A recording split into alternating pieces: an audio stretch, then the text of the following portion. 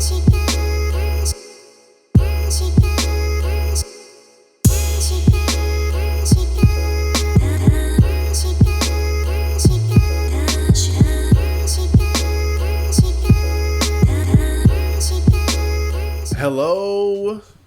Oops.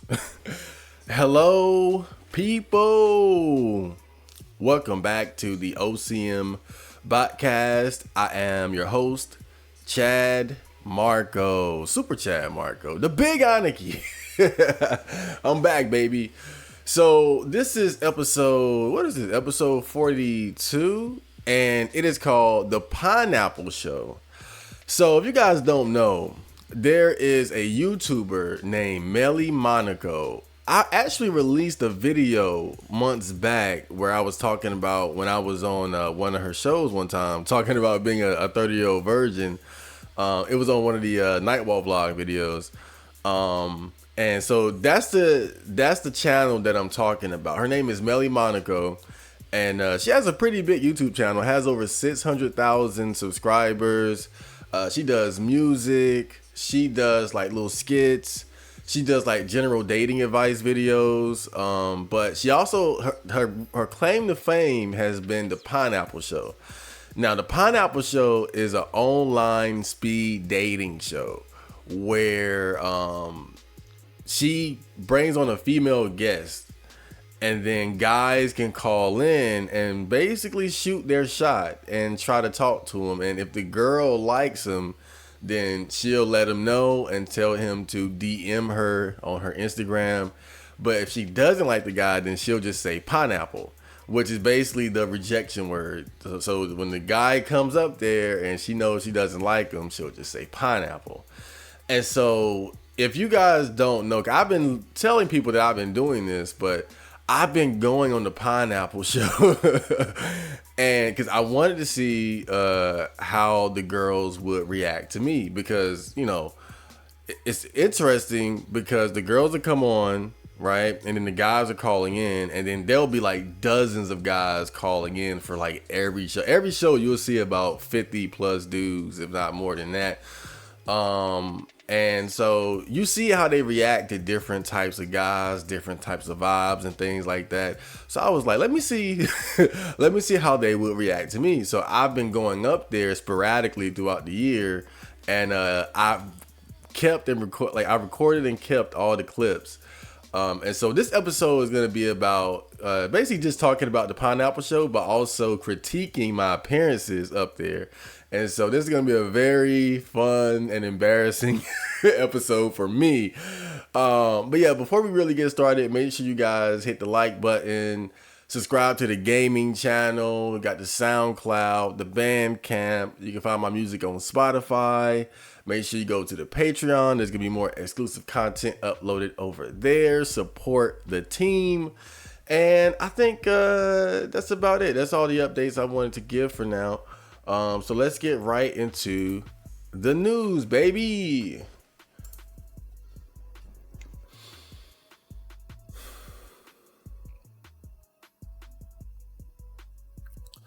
Okay, so today's news is about the mass illegal immigration crisis. I would say in America, but this has become a global issue, particularly in the West and European nations. There are a lot of basically hordes of third worlders making these dangerous journeys and traveling to various first world countries, places like America. I think with Canada is different. Like they're just literally shipping in Indians. But then you have places like Italy and different European countries.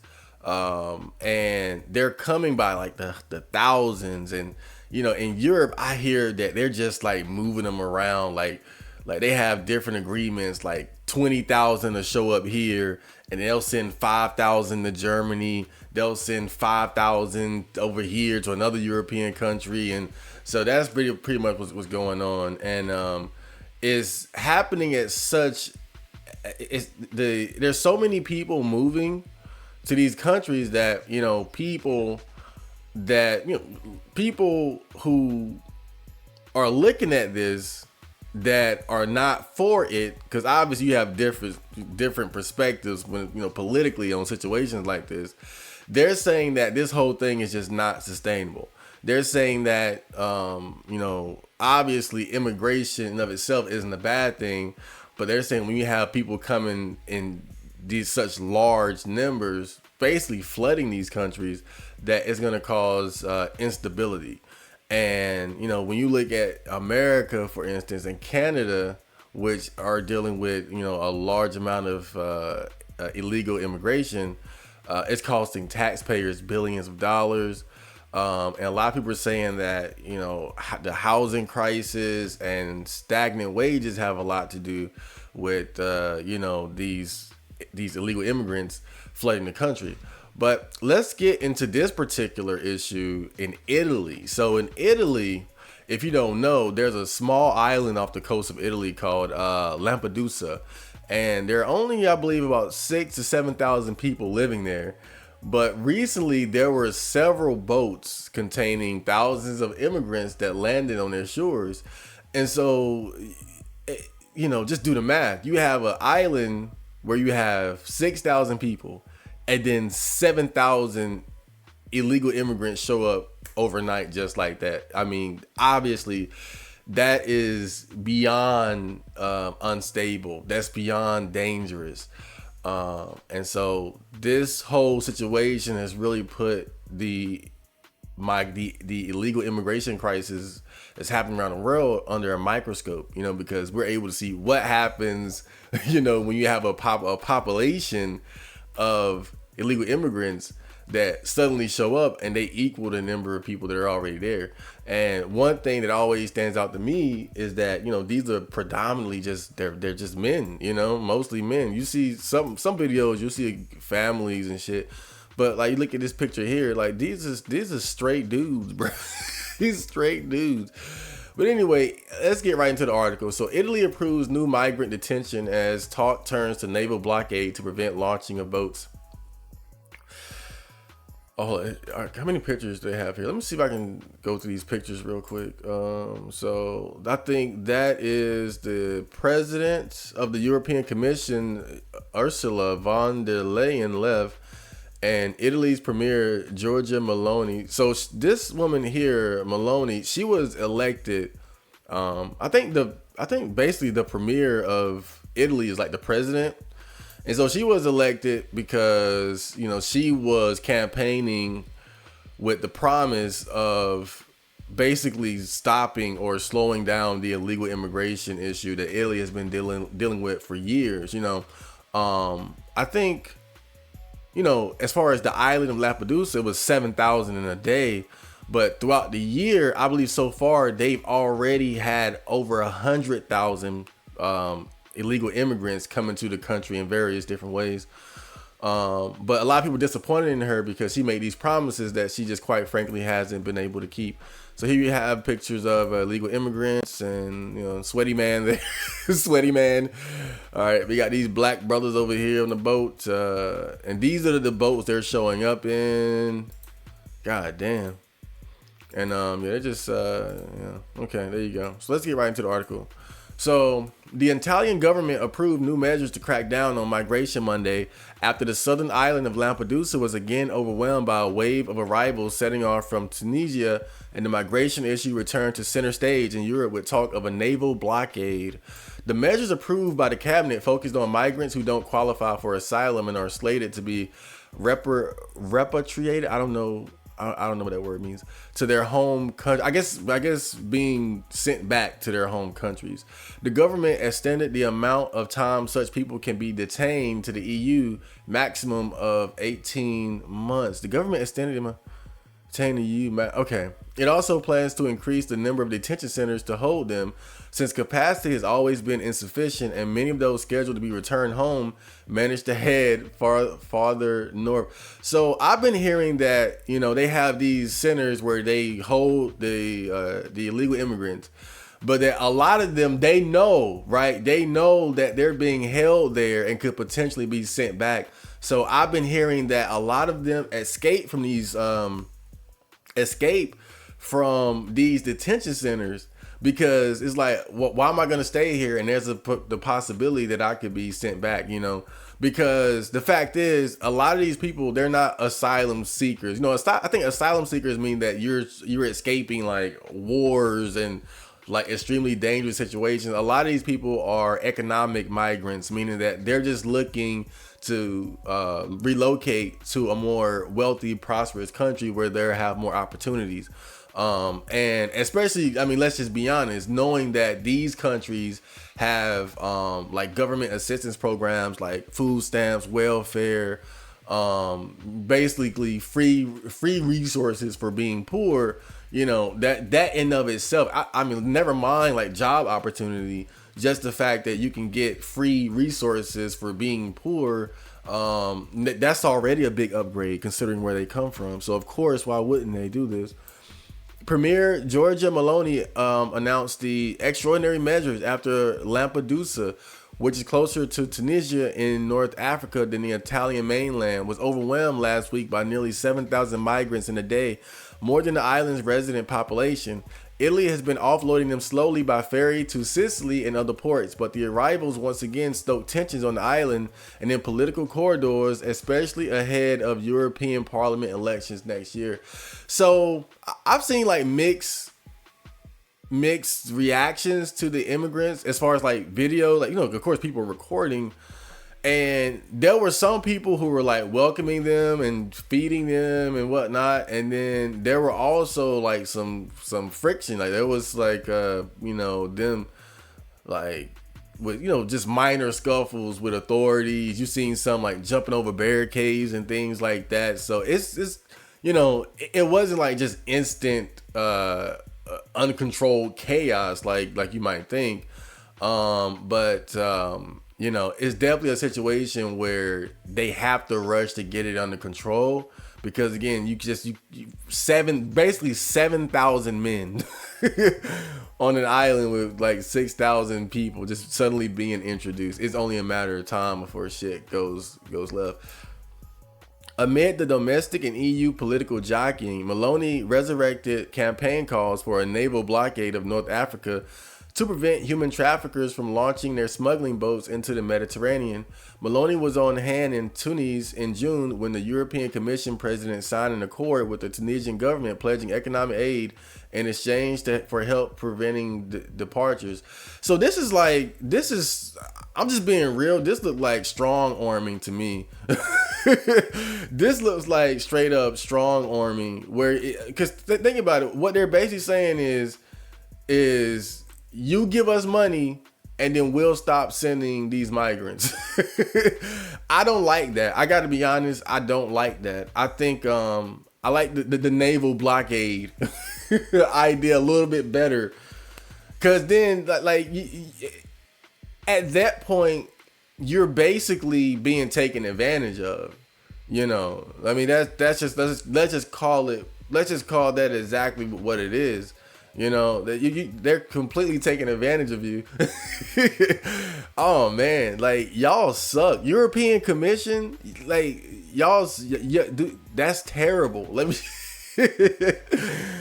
Oh my god, I didn't even see that part last time. That's really bad. Like they got y'all by the throat. Like give us money or we gonna send them. Damn, dude. A similar accord was signed years ago with Libya, but human rights groups have blasted it as a violation of international maritime law, insisting that Libya isn't a safe port and that migrants intercepted by the Libyan Coast Guard are returned to detention centers where abuses are rife. And so this is what I'm saying though. This is part of why this situation is not getting handled. It's because people are too soft and people are too sensitive, and it's like, and this is how people will always be able to be controlled and manipulated. They're always going to try to tug at your heartstrings and try to say, and because I can be hearing shit like, oh, it's a humanitarian issue and human rights, right there, human rights groups, right? And so the basic action of protecting your border from illegal immigrants becomes a human rights issue, right? Because they prioritize the rights and the lives of these people who are, quite frankly, most of them just coming to take advantage of a more prosperous country. They prioritize them over their own safety, the safety of their own people. You know, recently I saw this article about this African illegal immigrant who was a serial killer. You know, he was killing like old white ladies and stuff. And so, you know, that made me just think back to that infamous speech that Trump gave about, you know, the illegal immigrants coming to the country, and said like they're criminals and rapists. Not all of them, obviously, but a lot of them really are. I've heard that some of these countries, what they're doing is they're taking their prisoners and people that are in jail, and they're sending them off to, you know, these other first world countries. Like, I've heard, and again, you got to think about it. Remember what was said earlier about the deal that was made, where they were basically saying that we'll give you aid if you stop sending them. And so just look at that. Now, if you're a poor country and you see that that's how they're doing business, wouldn't you say, okay, well, look, let me send some? Because people keep wondering, how are they getting there in the first place? How are these dirt poor people getting access to these fleets of boats to make these dangerous journeys across seas? Well, if the government, if the people in control are, you know, are actually behind this, you know, they can set that up. And then they send so many that now it's like, okay, well, let's make a deal. I'll try to stop them, but I'm gonna need some money. So all these solutions are not solutions at all. Like, you're just opening the door to be taken advantage of even more. So Melanie visited Lampedusa on Sunday with Commission President Ursula von der Leyen, excuse me for saying her name wrong, who took a hard line cheered by Melanie's supporters. We will decide who comes to the European Union and under what circumstances, not the smugglers. Von der Leyen said as she laid out a 10-point plan that included a pledge of support to prevent departures of smuggling boats by establishing operational partnerships with anti-smuggling with countries of origins and transit. The plan envisages a possible working arrangement between Tunisia and Frontex, the EU border force with air and sea assets that currently assist search and rescue operations in the Mediterranean, and a coordinating task force within Europol. I gotta say, as I read this, I see nothing but bullshit. This is shit right out of the cow's asshole, because I'm gonna keep going back, because we gotta look at the reality of what's going on here. You're working with the country. You're working with the country that in all likelihood is actually assisting in these illegal immigrants coming to your country. Because look, the thing you always gotta think about is what's the benefit? How does Tunisia benefit from from sending the poorest people, the criminals, offloading their prisoners to another country? Think about that. Like this is a benefit for them. And so again, when I see this, I'm not really compelled to think that this is a good thing. You know, trying to set up a working, I don't trust it. It doesn't make sense, because Tunisia benefits too much from sending these illegal immigrants in the first place, especially considering that, again, part of the agreement is I'm going to give you money to stop sending them, basically. The commission hasn't ruled out the possibility that a naval blockade is under consideration. We have expressed the support to explore these possibilities raised by Italy, Commission spokeswoman Anita Hipper said Monday. So again, the bullshit. The naval blockade is the one thing that actually makes sense. It's the one thing that actually makes sense. And they're like, well, you know, we haven't ruled it out, but we haven't ruled it out. I mean, it's crazy. It's like if you're trying to run a club, right? And then there are always fights and shootouts. And I say, hey, let's hire armed security. And then you like, well, I don't know, but we got like it's on the table. But I swear, dude.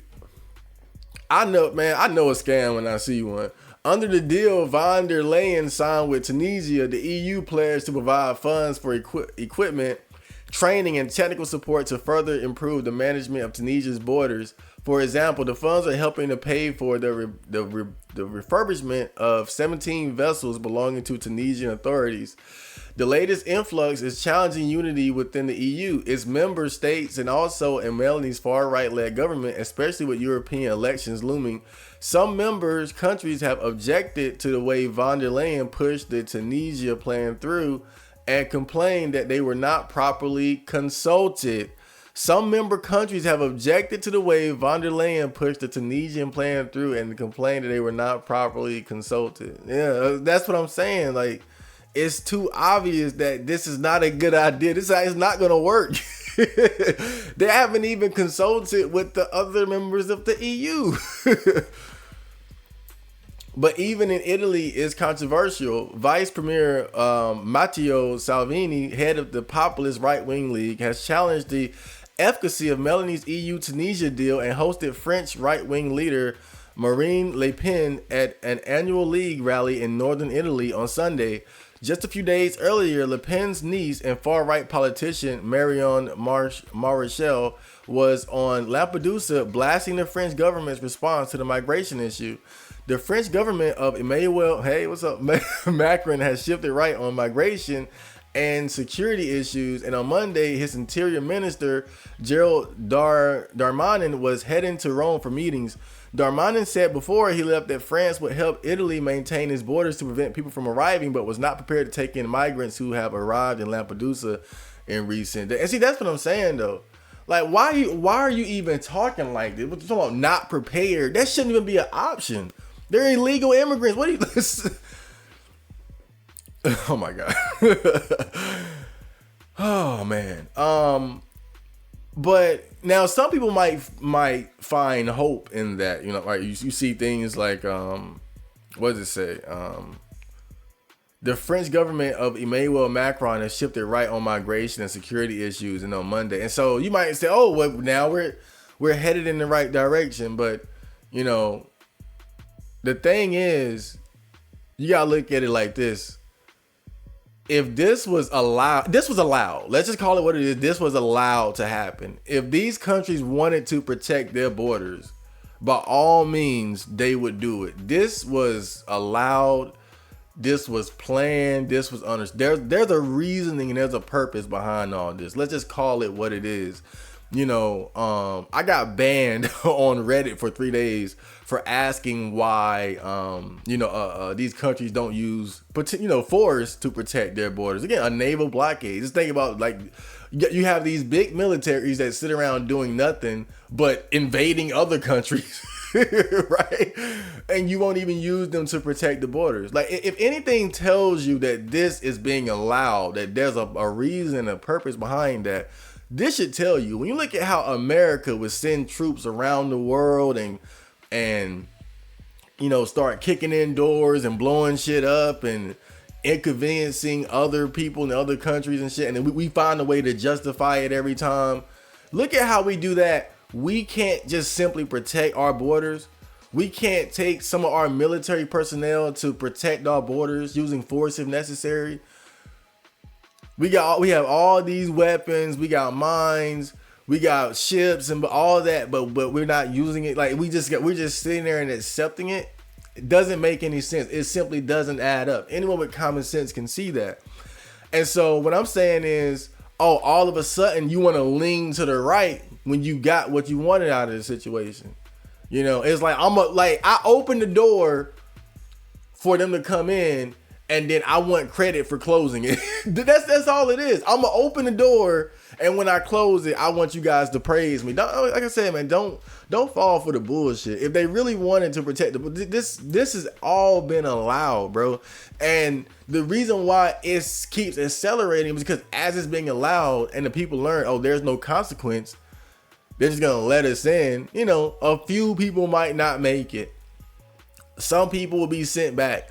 But when you see how many are just being allowed in. Like, I saw a video the other day at the border. You had people, I guess they were border patrol, badges and all that. They opened the door, they opened the gate and was counting how many was coming in, then closed the gate. Bruh. Things are getting very difficult in Lampedusa. That's why we should help our Italian friends. But there should not be a message given to people coming on our soil that they are welcome in our countries no matter what, he said on Francis Europe One Radio. Wow, kind of late. Our will is to fully welcome those who should be welcome, but we should absolutely send back those who have no reason to be in Europe, he said, citing people arriving from Ivory Coast or Guinea or Gambia, saying there is no obvious political reason to give them asylum. Again, they're taking advantage of your kindness, dumbass. I shouldn't even call him a dumbass, because he knows what's up. Like, what are we even talking about? Melanie... everybody, I guarantee you, man, everybody that was named in this goddamn article they know what's up, bro. They know what it is. I'm willing to bet most of them, and they're complicit in this shit. I mean, nothing's new under the sun. You look at a situation like with Melanie and, as the president of Italy and the campaign that she ran talking about we're going to crack down on illegal immigration. This is nothing new. Politicians lying to get votes. But, it's interesting. The fact that she won, it tells you what the will of the people is. Unless they have like some sort of rigged election, who knows? Maybe they got election fraud or something. I don't know. But her being elected shows you what the will of the people is. The people, they don't want they don't want that. They don't want all these people coming in by the thousands and all that. They don't want it. I saw the most disturbing video though. Funny and disturbing. The funny video is all happening in New York, right? And a lot of illegal immigrants have been shipped from like Texas to different asylum states, right? And I remember there's a video showing that the mayor of New York City was all like, "Oh, we welcome the migrants. We're gonna do everything we can to help them and all that." And then later on, after the thousands of migrants actually show up and they become overwhelmed with having to deal with it, and he's realizing how much it's going to cost taxpayers, now he's like, we got to stop this, and this is unacceptable and all that shit. And so it's funny seeing people get hit with reality, when they think it's one way. And then we all know that this isn't going to work. And then when reality comes knocking on the door, they have no choice but to change their tune. But the most disturbing video that I saw out of all this, when they had, that, I don't know what the hell she does, to be honest, but that Mexican AOC, that lady, there was a video of her, she was standing with some people and they were giving this speech about helping out the asylum seekers and migrants. And then there were protesters right next to them saying, close the border, close the border. But the reason why that video speaks volumes, because I think it clearly illustrates the disconnect between the elites and us. As the people stand there and tell you what they want, what needs to happen, they're completely ignored.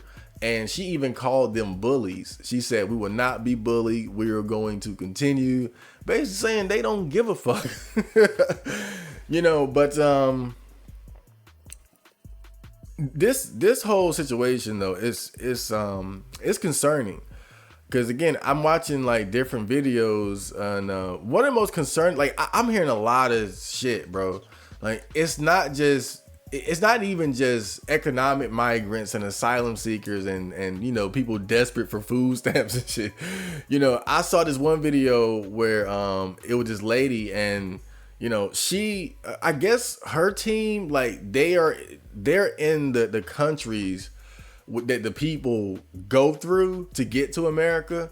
And so, like they're finding out that a lot of these people coming, they're cartel members, they're drug dealers, they're people that were, basically released from prisons and being sent to America.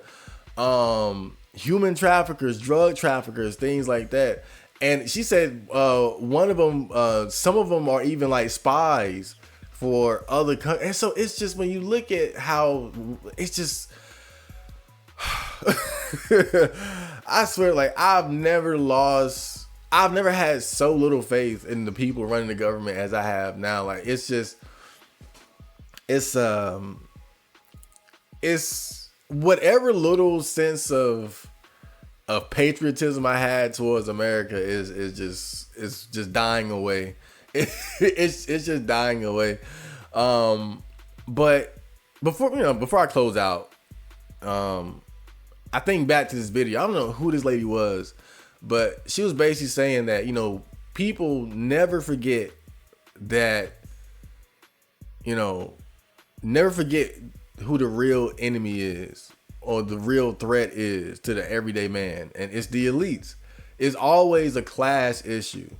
And when you look at this situation of illegal immigration, who does it affect the most? It affects the everyday average citizen the most. In all these countries, it's the people who are getting raped, the people who are being robbed, the people who are killed, the people who are going to suffer the most because of stagnant wages, the people who are not going to be able to afford things that they need, are not going to be able to afford housing.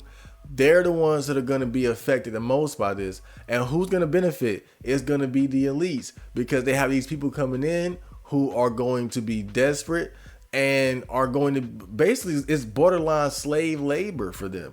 They're going to come here and they're going to, a lot of them are going to be willing to work shitty jobs that pay very little, and they'll live 5-10 in one, they'll pull their money together and live 5-10 in one house, and so it's the elites who stand to benefit from this the most, because they have basically this wave of cheap labor coming in that can keep their companies running. They can keep the wheels turning in their countries. And they don't have to worry about the criminals. They don't have to worry about the crime and shit. They don't even have to be around them. They're going to live in gated communities with other wealthy people, completely insulated from the damage that they are inflicting on their own people. And when I look at the situation, it's like, again, it's the clearest, one of the clearest examples of class conflict, where it's the everyday person, the average citizen being, taken advantage of and being exploited by the elites, by the wealthy. But, I hope you guys got something to value out of that. I got to stop watching the news. The more I watch the news,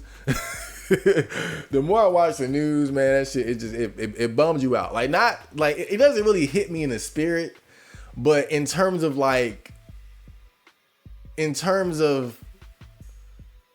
looking at the world as a place that should be getting better and better, with liberty and freedom and rights and all that good stuff, and just the stability in the world, man, that's the news hits you in the gut when it comes to that. But I hope you guys enjoyed that, and I will see you in the main topic. So stay tuned.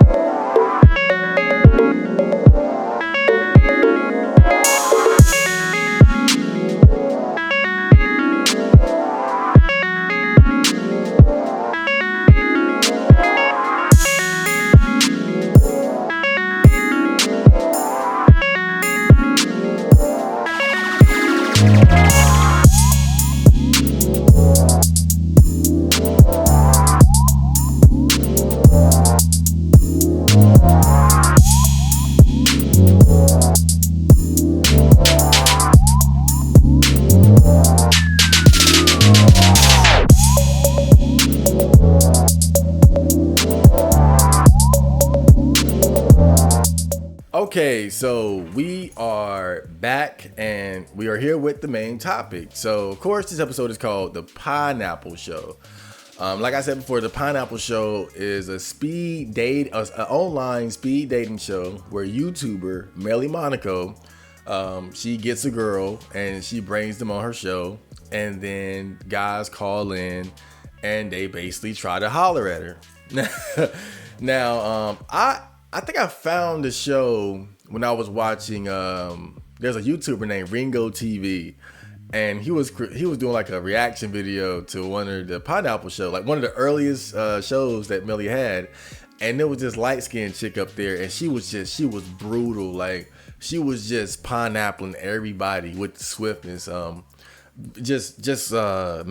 she had no mercy for those dudes, and that's how I found it, and I was like, yo, this is not only entertaining, but very red pilling as well. A lot of red pill can be found on the Pineapple show. And so before I show my clips, the clips when I was up there, I want to actually show you one particular part of the show. So when the girl first comes on, Melli would ask them, what what type of guy does she like? And, the girls would tell Melli, I like this, I like that. And so I have 3 different examples, right? So I have 3 different girls, and all of them are on the same part. So this is basically the part where Melanie is asking them, what are your standards? What type of guys do you like? And one of the things that stood out to me, there are several things that stand out to me as far as like what you will consistently see the girls like, but I'd rather show you than tell you. So let's get into it. So this is the first girl. All right. Okay. Because he's cute. Ooh, damn, she's fire. Yes. All right. Well, now we know they like you. So that's good. By the way, fair use, Melanie, please don't please don't strike me down. I'm promoting your channel. I love you. All right, so tell us about yourself. What should we know about you? Okay, so again, in finance, I'm a hard worker. I'm looking for someone that is a provider, a protector. So we have the standard protector, provider. That's fairly normal. Someone who knows how to communicate. I love to communicate. And handsome. Hey, that's me. I prefer black, but I'm open to other races. All right, so that's one right there. She said, I prefer black, but I'm open to other races. One thing that I've noticed, and this was the one thing that really surprised me, I expected a lot of the other standards that they would have, but out of all the videos that I've watched, most of the girls up there, they specifically want black guys, dark men. And now you might think, because to be fair, most of the girls up there are darker skinned, but you have like black girls, some are like a lot of like mixed and with black and Latina and all kind of shit really, but generally like girls leaning towards black. But I was just surprised at how much of a strong preference these girls had for black men. And mind you, like these aren't like random hood rats that she's putting on the show. Most of these girls that she brings on, these are women that make good money, like women who are making like, at least like $100,000 a year, models, and have their own businesses. Like I remember one girl, she does hair for rappers and athletes and stuff. So most of the girls coming up here, like again, these aren't like dusty, these are like dusty, skanky hood rats. Like these are girls who are making like good money and they live in good neighborhood, good communities and shit. And they travel, they live, most of them are at least middle class.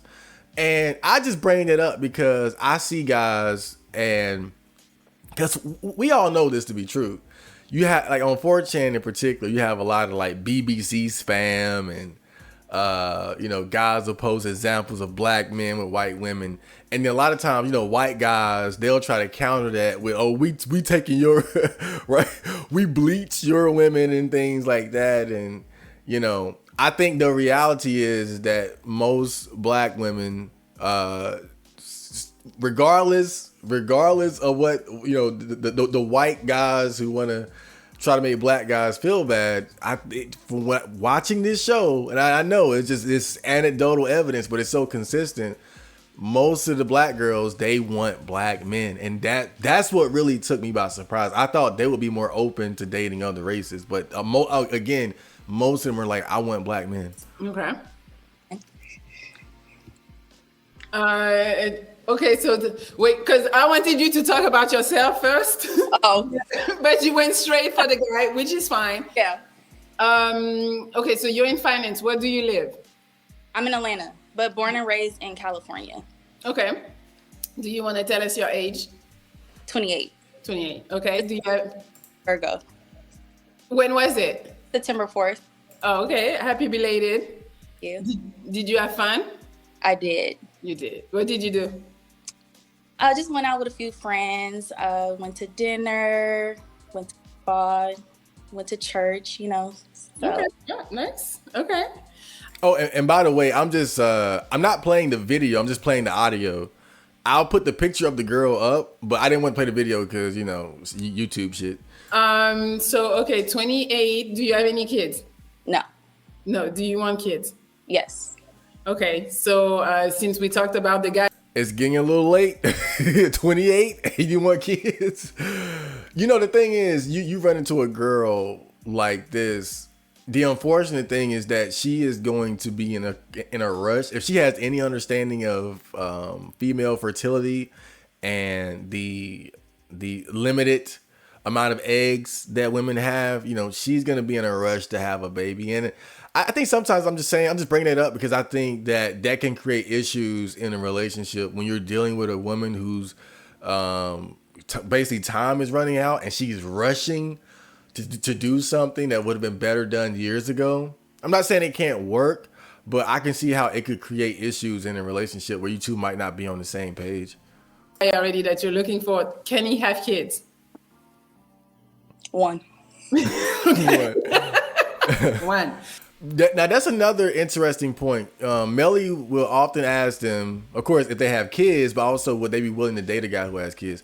Most of them seem willing to date men who have kids, which is also kind of interesting, but not necessarily surprising, because a lot of times in the black community, you will have guys who might have a baby mama or two baby mamas, but you know, it's like if you are I haven't say like a high value man, but if you're just the type of man that girls like, a lot of them will look past you having kids, you know. But like she said, like a lot of other girls would say, like there's a limit to it, because most of them, even though they wouldn't mind dating a guy who has a kid or two, I think a big problem or big concern with them is the baby mama drama, you know.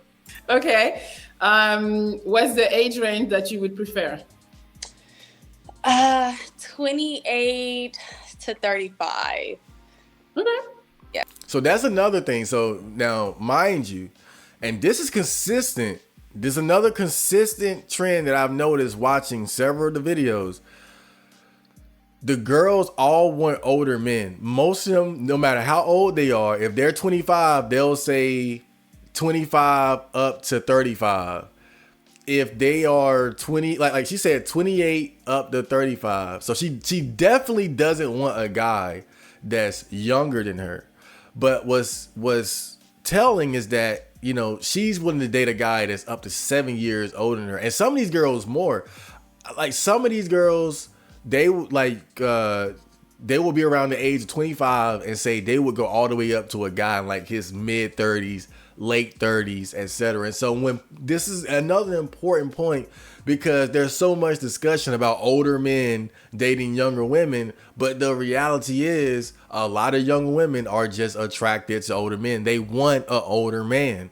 And this is another thing that I've seen consistently watching a lot of her videos. Like there's like almost 200 episodes of the Pineapple Show now. So if you want to extrapolate data, you know, there's plenty of it available. And I've seen quite a few of these, you know, I don't watch the whole thing most of the time, but I love watching this part where they're telling Melanie what they look for in a man, because I think that says a lot. And a lot of it lines up with what men talk about in terms of like women wanting like the top percentage type guy or this, like, again, like the whole age thing where people try to shame men for dating younger women, but then you see the younger women on her show saying, I want to date older men.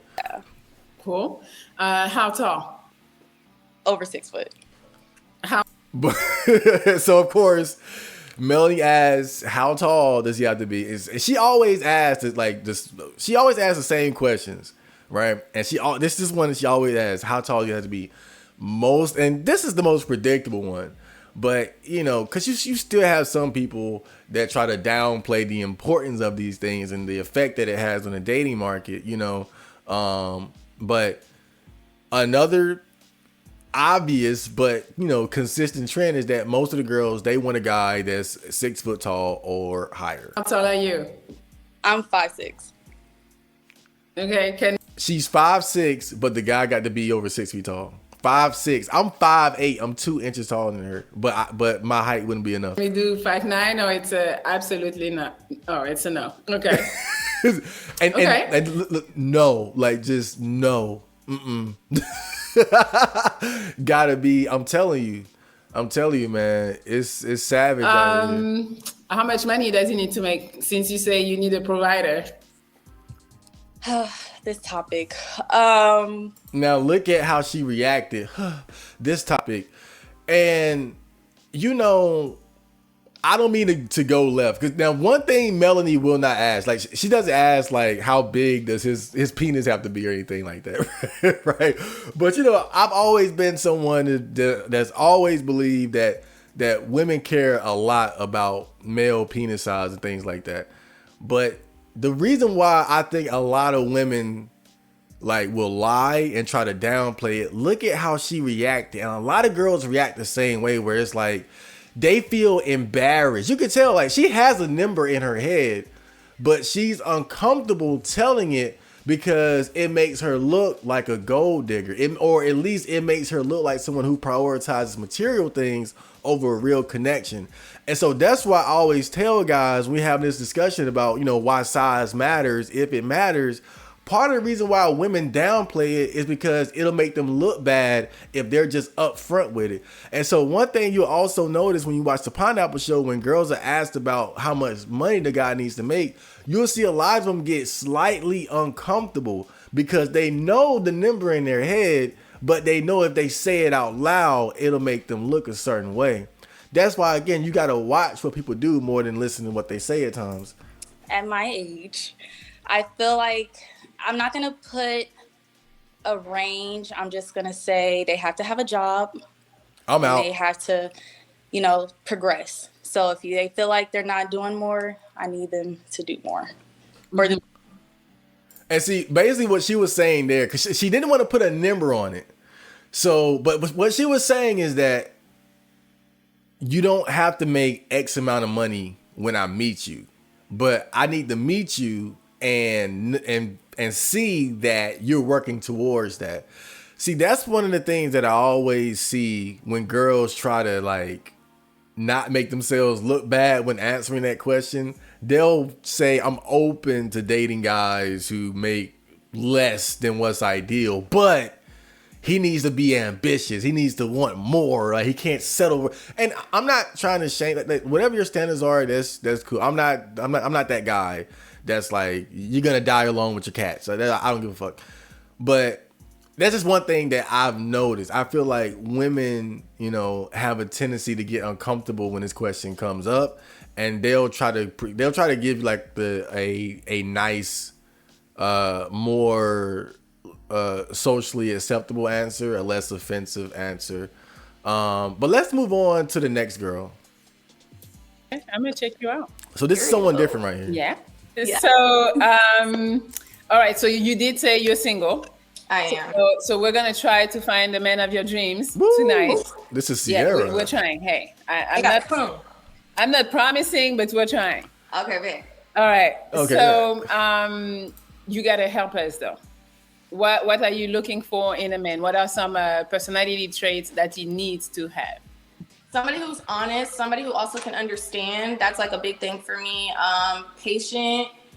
I like goofy because I'm super goofy. Hey, I should have. And a man who can cook because, baby, I like to eat. I should have been on this episode. I would I have. love to eat. Do you cook? Because they're gonna. I definitely been the cook, man. yeah. But Okay. I want some home cooked meals too. It's got to be like 50-50 Okay. for sure. Independent, yeah. Gotta want kids too because I want kids. Okay. Do you have any? No kids. No. Are you open to talk to guys with kids? No, but the baby mama drama scares me sometimes. So I don't know. Maybe. What if there is no drama? Yeah, like I said, that's a big concern for women when it comes to dating a guy with kids, because a lot of times the baby mama drama is serious. I mean, it's crazy. It can really introduce a lot of problems. It can get violent, you know? Like what happens, like y'all start beefing on Facebook over the guy, and then y'all see each other in the grocery store. Y'all fighting in Walmart. You know, that's and on top of that, just you know, sometimes because I have a friend who has crazy baby mama drama, and you know, they can get to that level where they start harassing the man, and you know, and then they went asking for money and child support. It's a lot. It could be a lot. So I definitely understand why women don't want to deal with guys who got kids. If there is no drama, the co-parent. And Yeah, it's cool. It's cool. How many can you have? If he got more than 2, that's a little too much for me. I'm sorry. So 2 Because is I'm only 24 and I ain't got kids yet. So more than 2, yeah. Completely understandable. what is the age range that you would prefer? What's the youngest? Age range, I kind of like people older than me. So I'm going to say like 25 and up, not 40. Nothing more than, no. So 25 to 40 or? No, 25 to like 30, 35, yeah. 35? Yeah. Okay. So 24 years old, and her dating age range is anywhere from 25 to 35. And what is that? That's like a 10-year age difference. So she's willing to date a guy 10 years older than her. So again, it shows you that a lot of women, they're willing. And again, these are attractive, successful women. You know, again, these ain't streetwalkers as far as I know. You know, these are attractive, successful women, and they're telling you, "Hey, I want an older guy. I like older." Now, there's a limit, which is also understandable.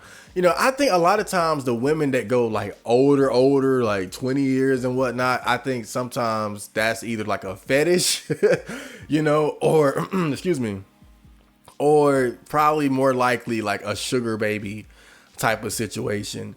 But I think that, quite honestly, you know, a 10-year age gap between a man and a woman is really, in my opinion, I don't think is that big of a deal, because of the dynamic of a relationship and what women are looking for. Again, as far as like a man being the protector, provider, leader type figure in her life, that age gap is only going to facilitate that feeling of, oh, I have a strong man that I can depend on. You know, I have my daddy, so to speak. Okay, 25 to 35.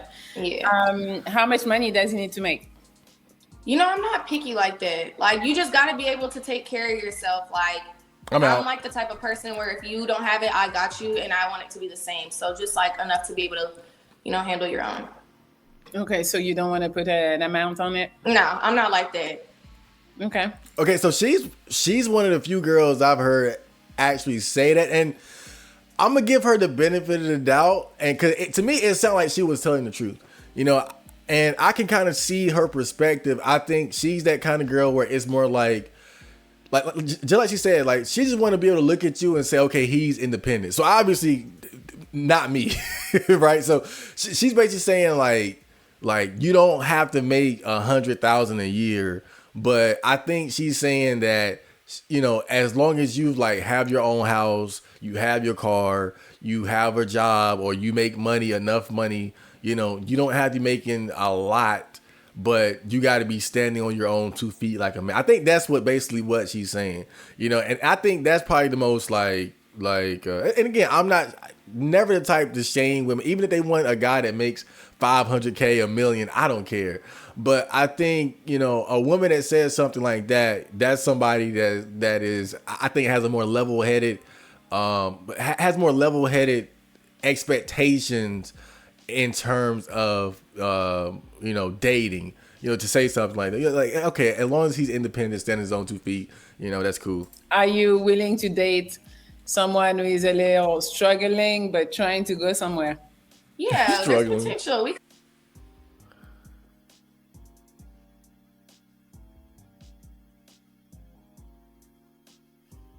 Oh, my bad. Work up today, okay. We can work up, but okay, yeah, definitely gotta eventually get somewhere. Okay. What about how tall does he need to be? Oh, okay. Because to me, I feel like I'm low-key kind of tall for. So, but pay attention. Oh, right. You can hear the slight discomfort, when they're asked certain questions. She was 100% comfortable answering the money question, right? Because she was being truthful. She was just being honest. But you could tell with the height, when the height came up, because she knows she's gonna be a little ridiculous. She know in the back of her mind that she kind of ridiculous here. But girl, I'm 5'5". I know a lot of people say that's average, but I'm not gonna lie, I feel tall, especially when I throw them heels on. So preferably for a man, I want like at least 6 foot. She 5'5". I'm 3 inches taller than her, but wouldn't be enough. She's 5'5", so you gotta be 6 foot. This is normal. And I'm telling you, bro, whether they 5'3", 5'4", 5'6", 5'8", it's the same. 6 foot, 6 foot, 6 foot. Not gonna lie. Is that picky? Yes. For you being 5'5", yes. Because if I put, because I'm 6 feet and I can do 5'5". So I can't do a man my height. she said I can't. Melanie said, my bad. I said Melanie. I'm thinking about the Italy, the president of Italy. But Melly said she could do a guy that's 5'5". I question that. Now, I've heard her say, though, before that she's dated guys that she wasn't really all that physically attracted to. But I wonder if she would do that now. No shame, no shame in your game. But I gotta hit the doubt button on that. I gotta press X to doubt on that. Now she may have in the past, but now I really can't see Melly doing something like that. I'd be surprised if you caught her with a dude that was like 5'5" or something like that. 5'7". Because if I wear heels, I'm gonna look taller than you. Like, I don't want my man to be looking up at me. I want to look up at you. So, a woman, I'm different though. Oh, okay. Oh, yeah. Woman, height don't matter. Okay. So you said 6 feet. You're not flexible on it? I am flexible. I feel like that's what I prefer, but just at least as they're taller than me, and like I can wear heels with them and them still be like taller than me. Okay. So 6 foot. Because think about it. She's 5'5". If she put on heels, that's going to bring her up to what? 5'7", 5'8". And a guy being 5'9", that's not going to be enough of a gap. So she's still basically saying 6 foot. Like you might get away with like 5'11", barefoot. Right, 5'11" barefoot, but come on now. All right, so let's go to the last one here. So this is girl number 3. You are single? I am. I was gonna ask you that. How did you know I was single? I didn't know. Yeah, okay. I'm like, really damn, cool. Do I get? No, because I don't know. I go on the page, and if I find you pretty, I look at maybe 3 pictures, like the top. Okay. And then if I don't really see, I might scroll to just make sure there is no man on the pictures, but that don't mean nothing. So, exactly. So that's why I just look. And if you're pretty, I DM. And if you have a man, you'll tell me no. That's it. Yeah, so that's all she does. Like Melly just she goes on Instagram and she looks for like pretty girls, and she pretty much just asks them if they want to be on the show. And by her being a pretty girl too and having a big following, a lot of them that's why they're willing to come up here in the first place. Because really, a lot of these girls, they have their own businesses. They're trying to be social media influencers. And so in a lot of ways, the reality of this show is that it's very unlikely that any of the guys who come up here are going to be attractive or good enough for these girls. I'm just being real. These girls, even some of the more average ones, are not looking for average dudes. That a lot of the guys that come up there working normal jobs. And look, the funny thing is, most of the guys coming up here too, like, they're not like bum niggas like me. They're not. Most of them have jobs and they got their own place and cars and shit like that. But you know, it's still not enough to really separate them from the pack, because a lot of these girls, you know, like, there was one girl who straight up said, like, yeah, I've been with the athletes and the football players and that, and it's like, who are you? She was pretty much a nobody. But you know, a lot of these girls, they have the ability to get with a man of a certain stature, you know. And like, there was one girl in particular where she was up here, and then I found out later, like, she was dating like a C-list rapper at one time. And it's like, y'all think y'all gonna come up here and convince her to date you? You know, so I think, you know, the fact is with this show, I think most of it is really, it's for fun. It's Melli's most popular type of video, her most popular series. She gets super chats. And the girls that come on, they can promote their Instagram, they can promote their business and things like that. So it's really a come up for the girls at the expense of the guys. I can't think of, you know, I can think of a few times where the girl was like, you know, yeah, you can DM me or whatever, but I've never heard of anybody from here actually like hooking up with the girls or anything like that out of like 100+ episodes. So. Mm-hmm. So you are single. I'm single, girl. Single as a Pringle. Okay. When was your last relationship? My last relationship ended actually right before I moved to Vegas. Oh, okay, so it's been a while. Yeah, that's actually what like kind of helped me come on. I was like, I want to start fresh, and yeah. Okay. The chat is saying that your dog is starving. Starving? No, he's spoiled. That's it. He's not. That's funny. Hey, they got jokes. Yeah. For sure. So what I want to tell you. Okay, so tell me about yourself as far as what you're looking for in a man. Talk to me about maybe some personality traits that you're really looking for.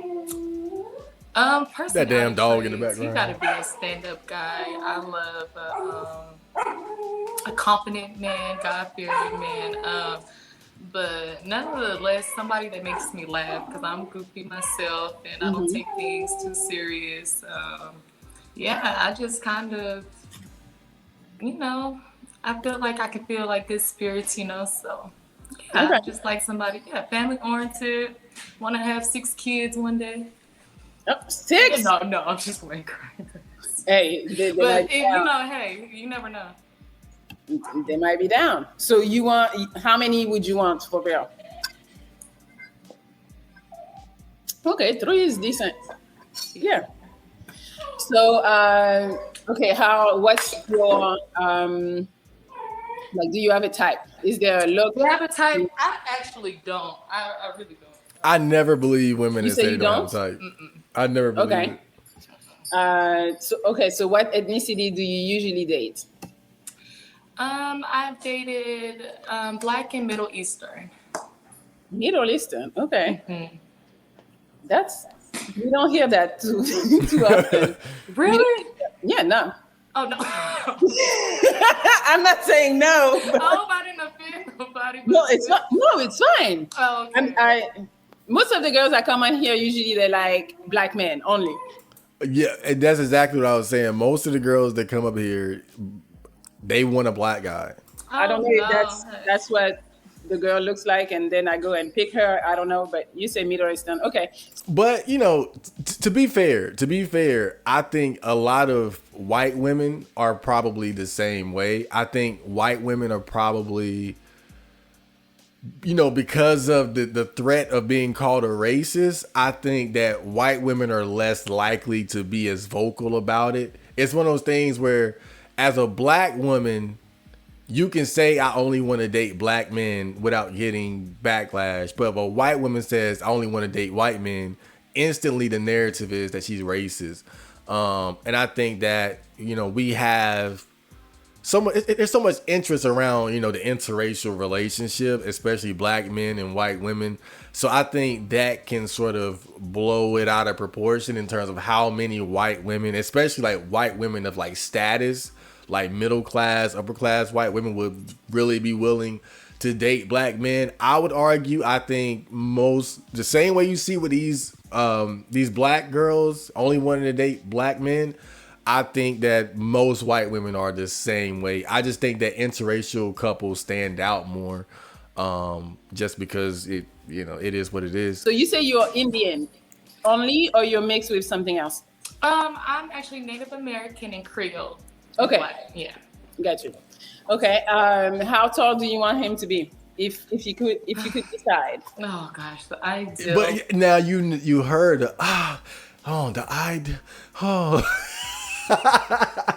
I'm just saying, you got to pay attention. You can hear the discomfort when she's asked that question, because she knows she's gonna say something ridiculous.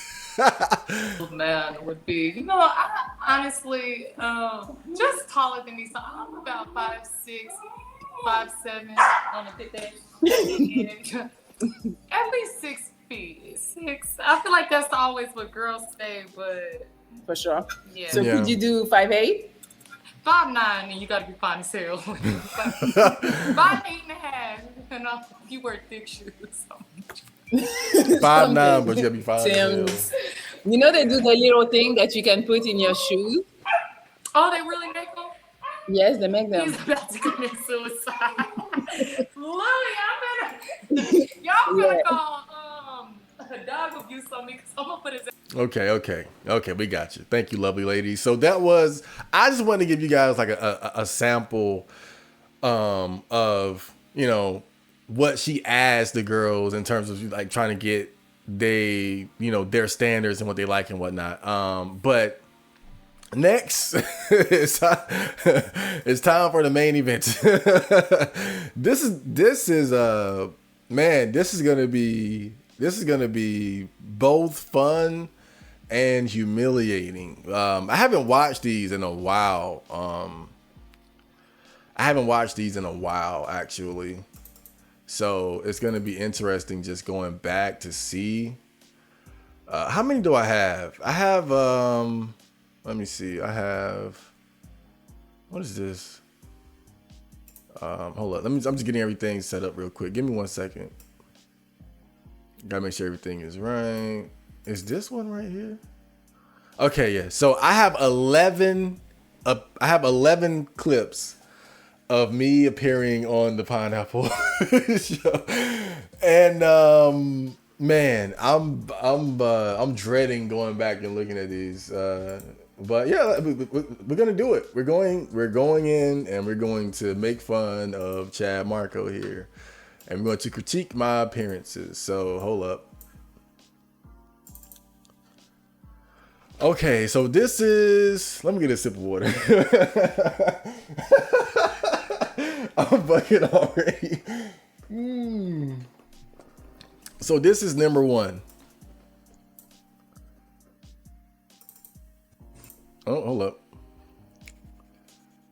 Okay, here we go. We got Chad.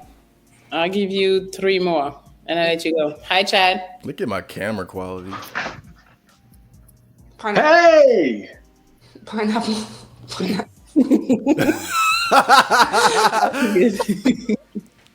I'm the AOL. EM. Hello. Oh, I like this guy. How y'all doing? Good. How are you? I'm doing great. Chad, we talked about this. Calm your ass down.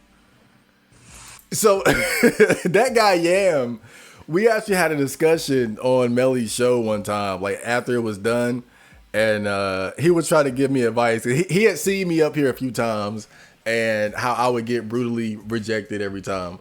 But okay, so let's go back and look at this. Let's go back and look at this. So my camera quality, obviously terrible there. That's a trend, but I'm not gonna blame the camera quality because I've seen We worse. got Chad. I'll give you So let's look at how long I lasted. 3 more. Before she knew. And I let you go. Hi, Chad. 2, 3, 4, 5. Hey! 5 seconds. Hey! 5 seconds.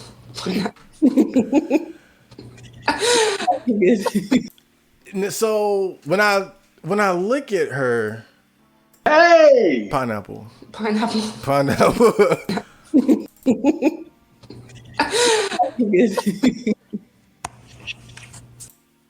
Hey, look at his face. He knew. All right, so this is basically what we have. This is what we have for the rest of the night. But essentially, she took one look at me and already knew. But let's look at me now. Hey! So what did I do wrong? Hey! Hey! We got Chad. I'll give you 3 more. And I let you go. Hi, Chad. All right, so right there, the face of excitement. I was definitely too excited. And I think the energy was very virginal. And I don't know, I think I wouldn't even say just virginal, but then I wouldn't call it desperate either. But it's like the energy of a guy who ain't never got no pussy. Now, okay, I guess that's virginal, but it's completely lacking in pussy getting abilities. Just look at that. You can tell this dude ain't got no pussy whatsoever. And and I think right here, I was containing my excitement, and I was getting ready to unleash my hello. Hey! My hey. And as you can see, I unleashed the hey and pineapple. So that was a flat out quick rejection, but maybe the next one would be better. So let's check out the next video, the next clip.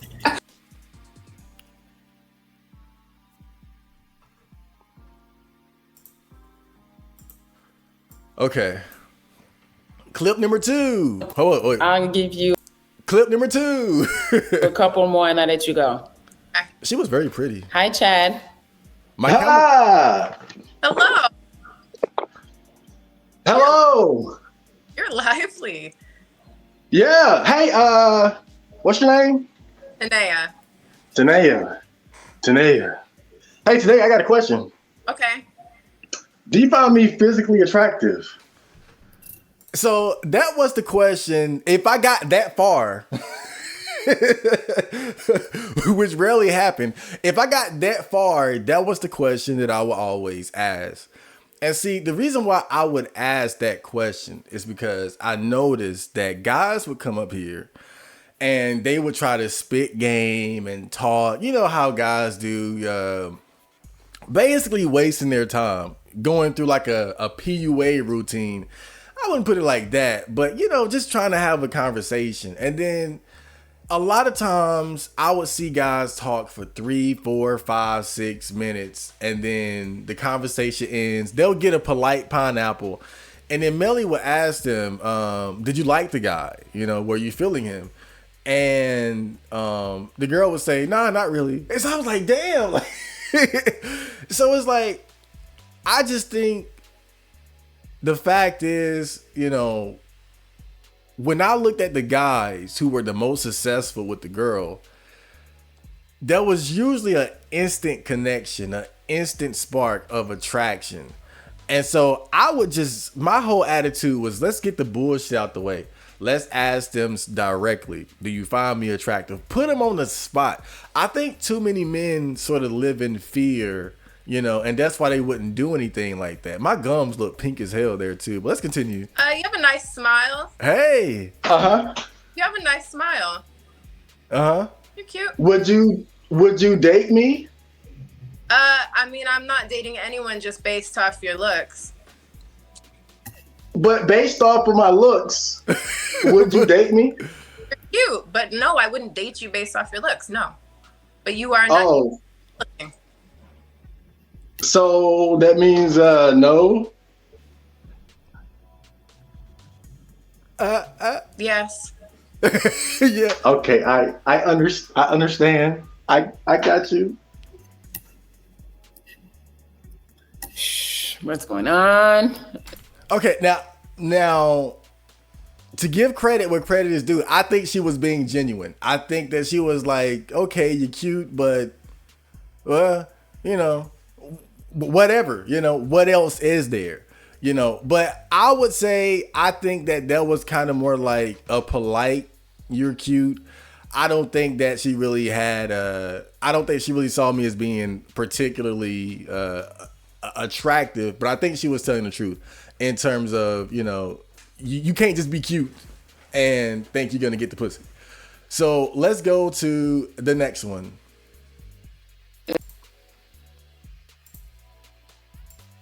Oh, this one is great. This is one of my favorite ones. Okay. Let me see. We got Chad. Chad, hello. I look so cute there. Hello, Melli. Hello, Kay. Pineapple. That one brought me back. That one brought me back to middle school, elementary school, high school. This one is near and dear to my heart because this is exactly like when I say girls don't like me, you gotta understand that reaction. That look at Melli's face. That reaction, that was pretty much how all girls reacted to me when I was in school. And so when people wonder like why I might be traumatized or why I have like low self-esteem when it comes to girls, like this is why, dude. Let's get a replay. Okay. She was kind of brutal though. Like she was kind of brutal. Right. But let me see. We got Chad. Chad, hello. Oh, I look so cute. That last girl was right. I'm kind of. Hello. Hello, Melli. When did I fuck up? I think the voice, cause I saw a bit of her enthusiasm leave her face. Hello, Kay.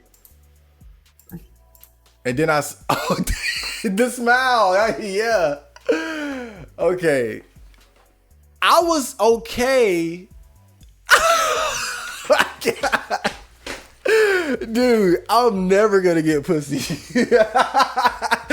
I'm never gonna get pussy, bro. Look at that. Oh my God, dude. I don't think I've ever gone back and watched this one before. I remember it when it happened, but this... Marco, this is not acceptable.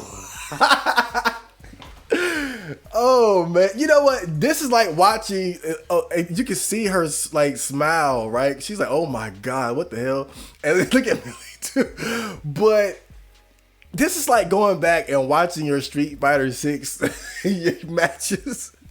You know how we play fighting games and you go back to watch the footage and you're like, oh my God, like this is like a whoa, no wonder. I'm not surprised, right? And I wouldn't do anything differently.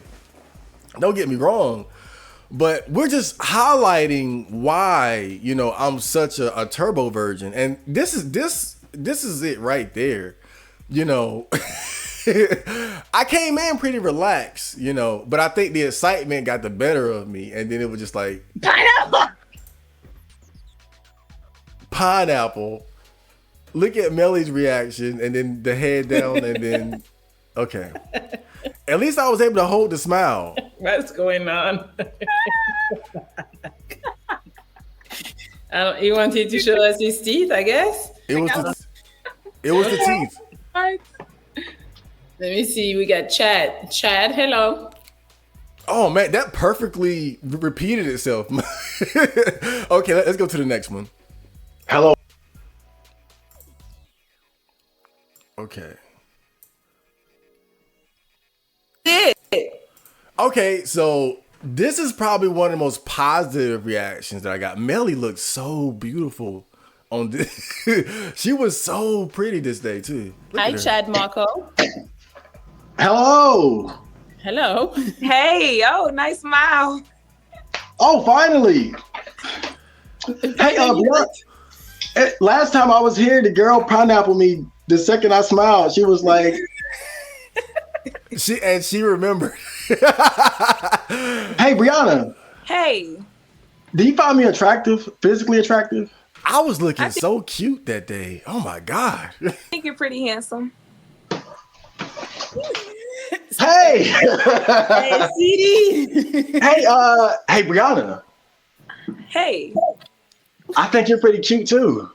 thank you. I Oh my appreciate God. Oh man, Chad. it. Why don't you be my girlfriend then? Oh boy, that's great. Like Oh, you find, I you don't know you like that yet. Oh, okay. How old are you? Why was he so loud and hyper? I don't know. Hey, he got your attention. He's in a good mood. Hey. That was probably the best one that I had. You know, I can't even lie. Hi, Chad Marco. I was looking pretty smooth there too. Hello. Hello. Oh, and you noticed you noticed the smile too. Like right after I say hello, I tend to do that big goofy ass smile, and that's what got me taken out last time. But this time, I was able to stay in the game. But so I got to be honest, I did not. Hey, oh, nice. I didn't expect her to say yeah. I didn't expect her to say that you were handsome, and so I wasn't ready. I didn't have anything. I didn't have anything after that because whenever I got up here, I was always just expecting a clean pineapple, a clean rejection, just to add to the rejection compilation. But she was actually like, "Hey, you're pretty handsome." I didn't know how to deal with it, and that's how I just kind of defaulted to the most obvious dumbass question: "Will you be my girlfriend?" But still, I gotta take this as a W because I think overall, I don't think she was giving me like a pity compliment like the other girl did. I think this was a genuine compliment, and I think this is one that I can take to the Nice bank. smile. Oh, finally. Hey, last time I was here, the girl pineapple me. The second I smiled, she was like, "Hey, Brianna, Hey, do you find me attractive, physically attractive?" I think you're pretty handsome. Hey, Look at the excitement. Oh my God. But this is one that we can take to the bank, guys. We got one. Let's go to the next.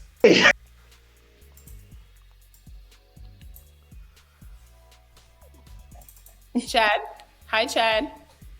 Oh boy. whoa. Oh, wait a minute. Oh, wait a minute. Oh, wait a minute. Chad. Hi, Chad. Here we go. Whoa. I was looking gangster. Look at that. Hello, everybody. Hi. Hi, Chad. How are you? Hello. Hi. Melli, you look like you smell good. Oh, thank you. Deshay, hello. Hi. I'm in there. Hey, Deshay, I got a question. Yes. Do you find me physically attractive? I find you physically attractive. Yes. You gotta say yeah. Pineapples. Well, I don't know why that I'm so. I don't know why Chad be yelling, saying hello.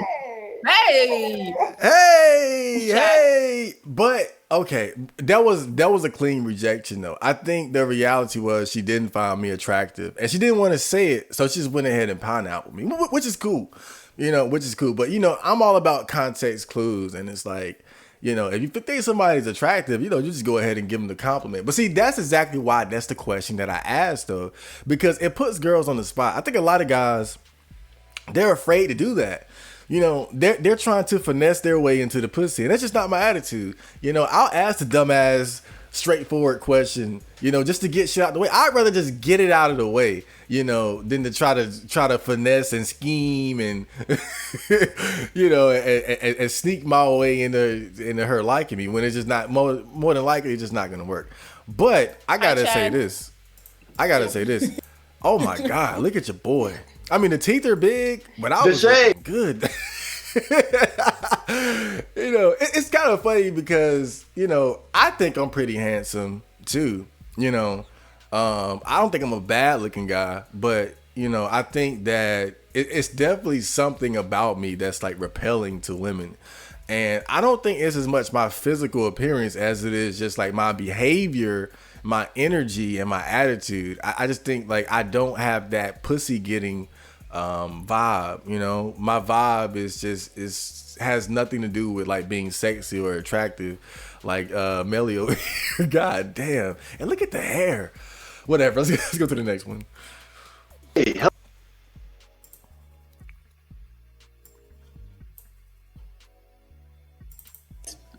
okay, so here is the next one. Kat Nicole. I see we got more people. Chad, fix your face. Why was I looking like that? Hello. Hello. Hello. Hey, how you doing? You said hello I got already. a question. Okay. I got a question. Oh, Kat. God. Okay. Okay. Yeah. Do you find me attractive? To be honest, you're not my type. Okay, I understand, Kat. I understand. And then I go. Okay, he left. So that was a straight L, but she was completely honest. And look at her explanation. I love this. You talk to somebody you're not physically attracted to? Or, I mean, you say he's not your type. So I don't know if it's different or if it's the same. But I think that when you're talking to somebody or in a relationship trying to get to know a person, I think that everybody is looking for all attributes within a person. If you're not physically attracted to a person, then you're going to get bored and you're just going to be there. You're physically going to be there, but your mind's not going to be there because you're not interested. Mm-hmm. So there's no point in like, you know what I mean? Okay. I'm not trying to sound too shallow or whatever, but like I would just rather not play myself and play somebody else. Either you like them or you don't. Boom. Boom. And see, that's exactly why I asked the question. And see, people think I'm crazy when I do this shit. And look, I have no hard feelings towards any of these girls that brutally rejected me, you know, because this is the reality of it. You either like somebody or you don't. You know, and the fact is, a relationship is more likely to last if the two people are physically attracted to each other. Physical attraction isn't everything. Obviously, you know, your personalities and your lifestyles, how much money you make, your values, you know, religious. There are so many things that go into what makes two people compatible. But the reality is this: when a man sees a woman and when a woman sees a man that they do not know, what is it that draws those two together? It's physical attraction. You see them and you like what you see. This idea that physical attraction is not important is just absolutely ridiculous, right? The reason why a heterosexual male would never be drawn to another man is that there's nothing there. And so this whole idea that between any man and any woman, there should just, like, even if there's nothing there, they should just somehow come together, you know, I just think is idiotic. And it's just not in line with reality. So I got a lot of respect for her because she really laid it out the way that even I believe that it is. I know it to be. You know, if you know, it's no point. It's no point wasting your time when you know you're not attracted to somebody. You know, and I think relationships are always gonna be best when both people can look at each other and feel that a strong enough attraction to where it's like, damn, like that's me. I see. Okay, so let's go to the next one. We got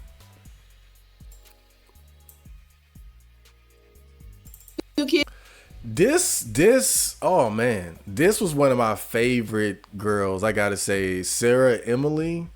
Man, I'm not even gonna lie, bro. Like when I was doing these videos, again, cause I had to. She streams on like Monday nights and Wednesday nights. Sometimes she'll do it 3 times a night. 3 times a week. But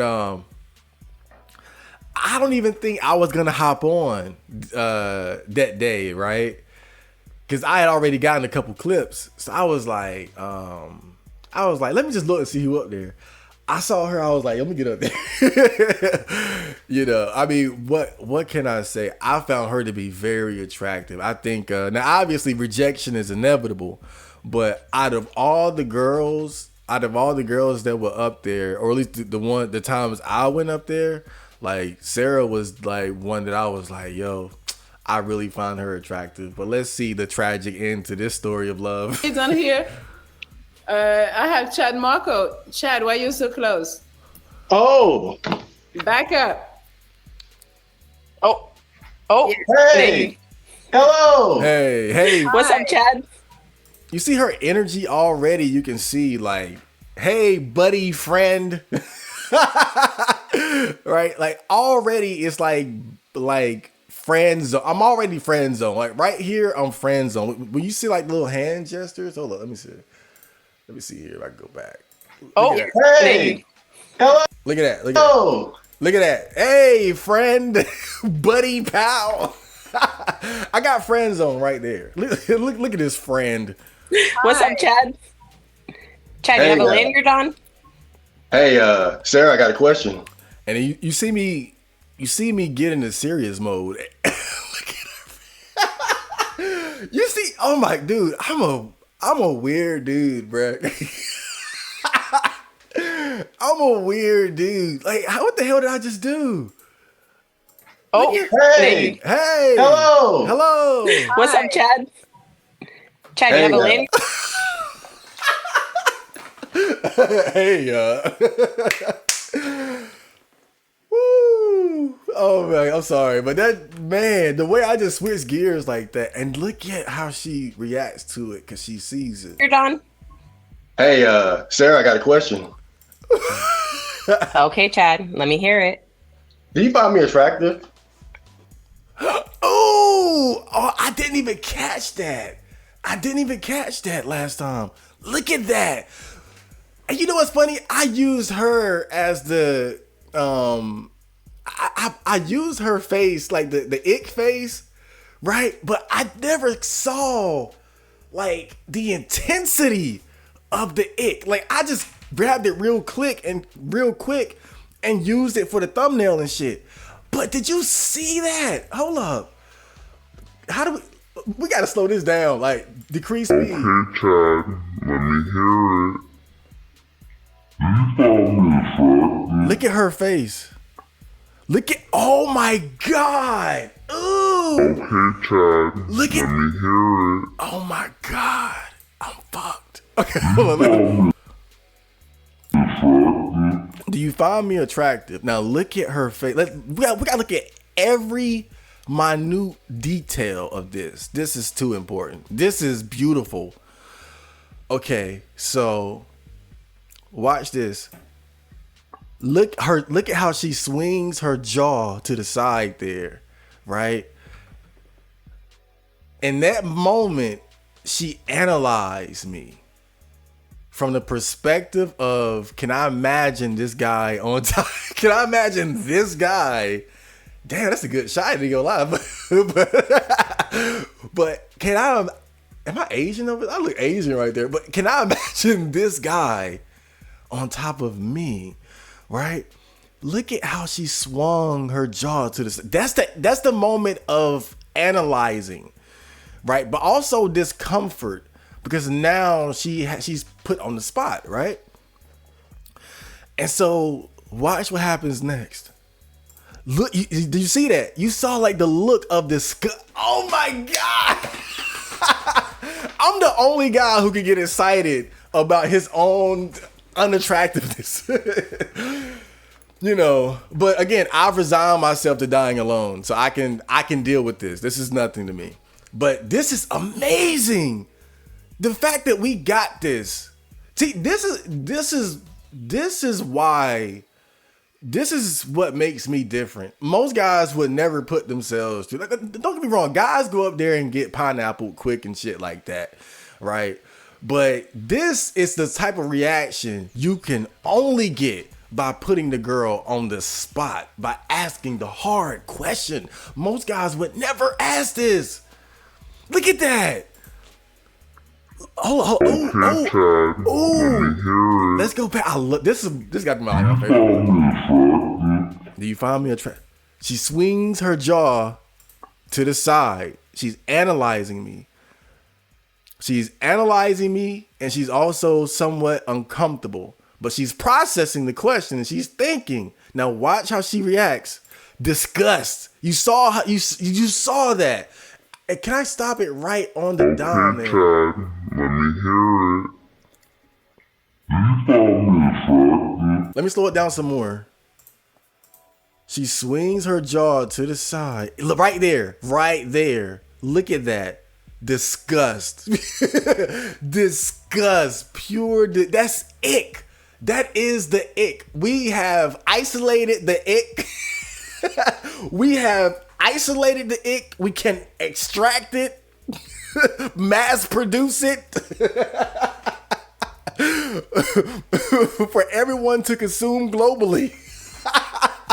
Look at that. I think this is my favorite one. This is my favorite one because this is just beautiful. Nothing sums up the ick like this face right here. Now look at the face movements.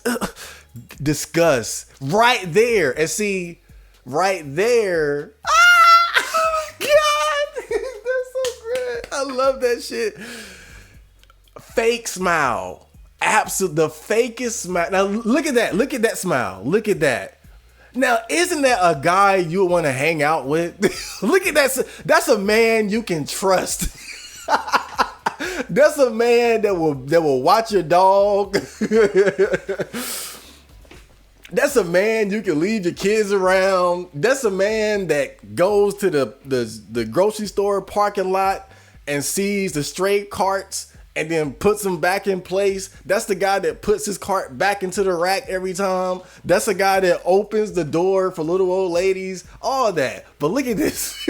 And no attack on her, but I'm saying that's a fake smile of discomfort and disgust. This is that's a smile of a good man. A happy, jovial young Negro. This is not a real smile. She is deeply uncomfortable and she's trying to cover it up with a smile.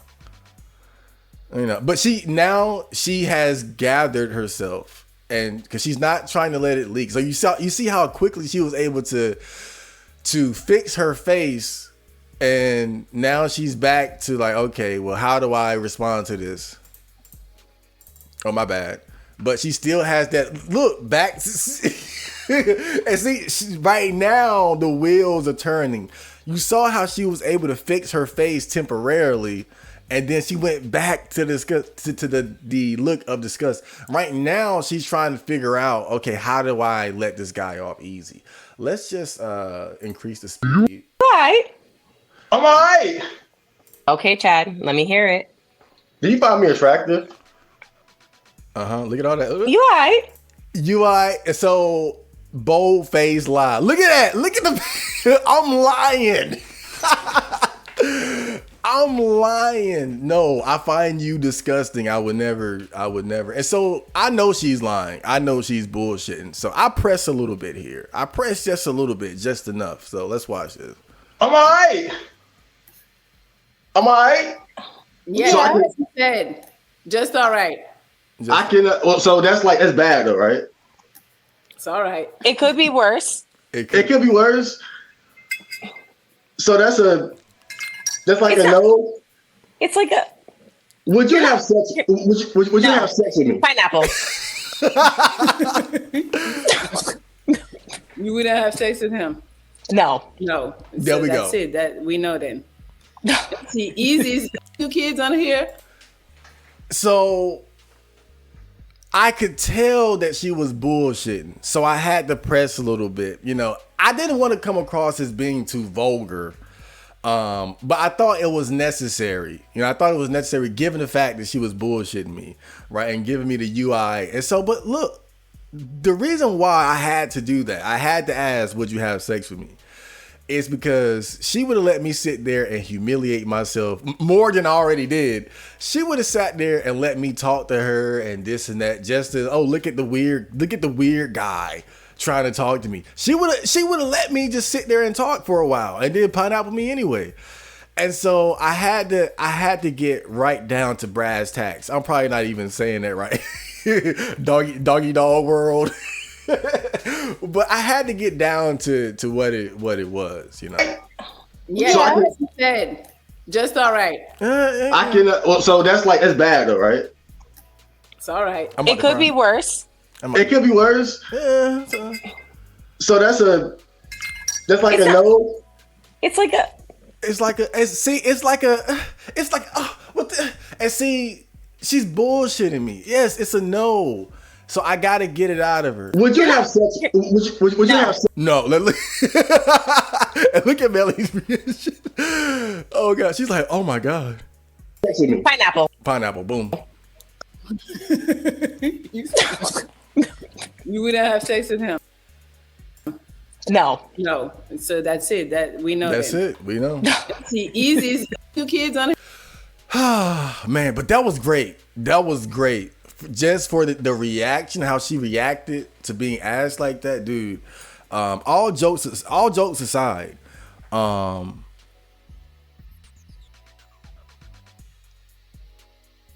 that's a nugget of social media gold of content right there. Part of the value of social media and everybody having phones and recording everything and, you know, videos like these is seeing how people react, you know, when they're put on the spot, when things happen that make them uncomfortable. You know, you can get a dose of reality because, again, a lot of times we live in a fake world.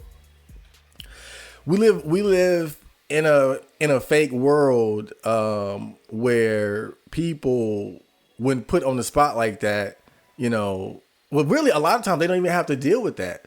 Right. And so I think that was the value of that moment, was the truth that I was able to get out of her. Even if she was trying to bullshit, she couldn't control her reaction to the question because it came out of nowhere. And I'm sure that no other guy came at her the way that I did. And that's why she really wasn't prepared for that. And that's why you can see the truth of what she wanted to say versus what she was saying. You know, she was being nice by saying that I was all right, you know, when in reality, you could just look at her face and she was just like, hell no, ugh, gross, disgusting. My pussy is drier than a Sahara desert. Ugh, I could vomit. Just all right, I'm exaggerating, but maybe not. But this was definitely, I think this was my favorite one out of all of them, though. Here.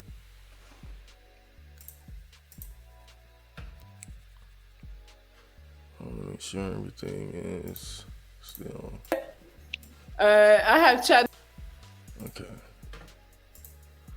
All right.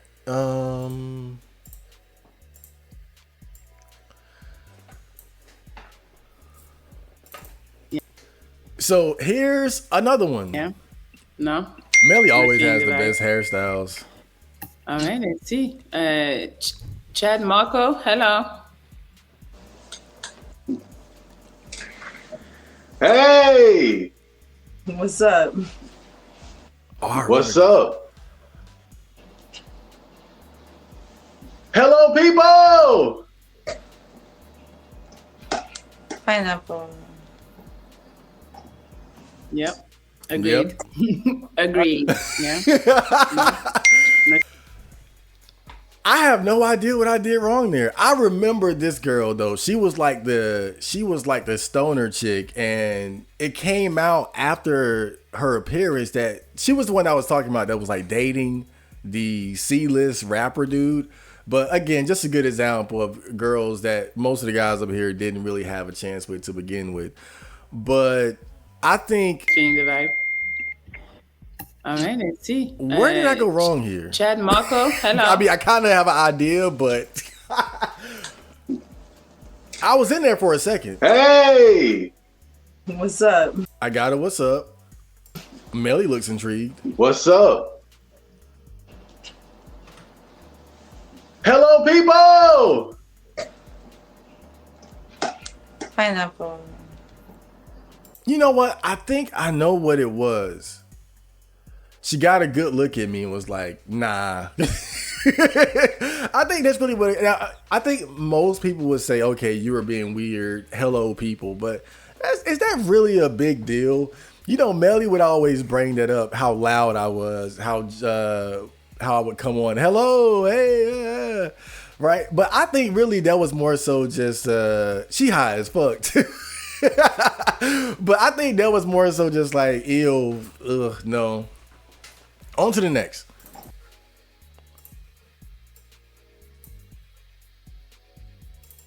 Anyways. Oh. This is a classic. This is a classic here. So I'm going to start exactly saying it. All right, so then we can let you go. Let's see. Let's get through a few more. Okay. I want to say something though. The conversation they were having before the video starts, Melli was getting on her case because Melli felt like she was being too nice to some of the guys, where she was talking to guys that she was obviously not really interested in. And this is an issue that you see come up quite a lot on the Pineapple Show, right? Where girls will have these long conversations with guys. And remember, there are a lot of guys who are waiting, trying to get on the show. And so Melli doesn't like it when the girls drag out the conversation knowing that they don't like the guy. And if she notices it, she tries to encourage them. Hey, look, if you don't like the guy, just go ahead and pineapple them. The reason why I bring that up is because some people, they might think that this is me getting rejected so quickly. Like that's just the nature of the show.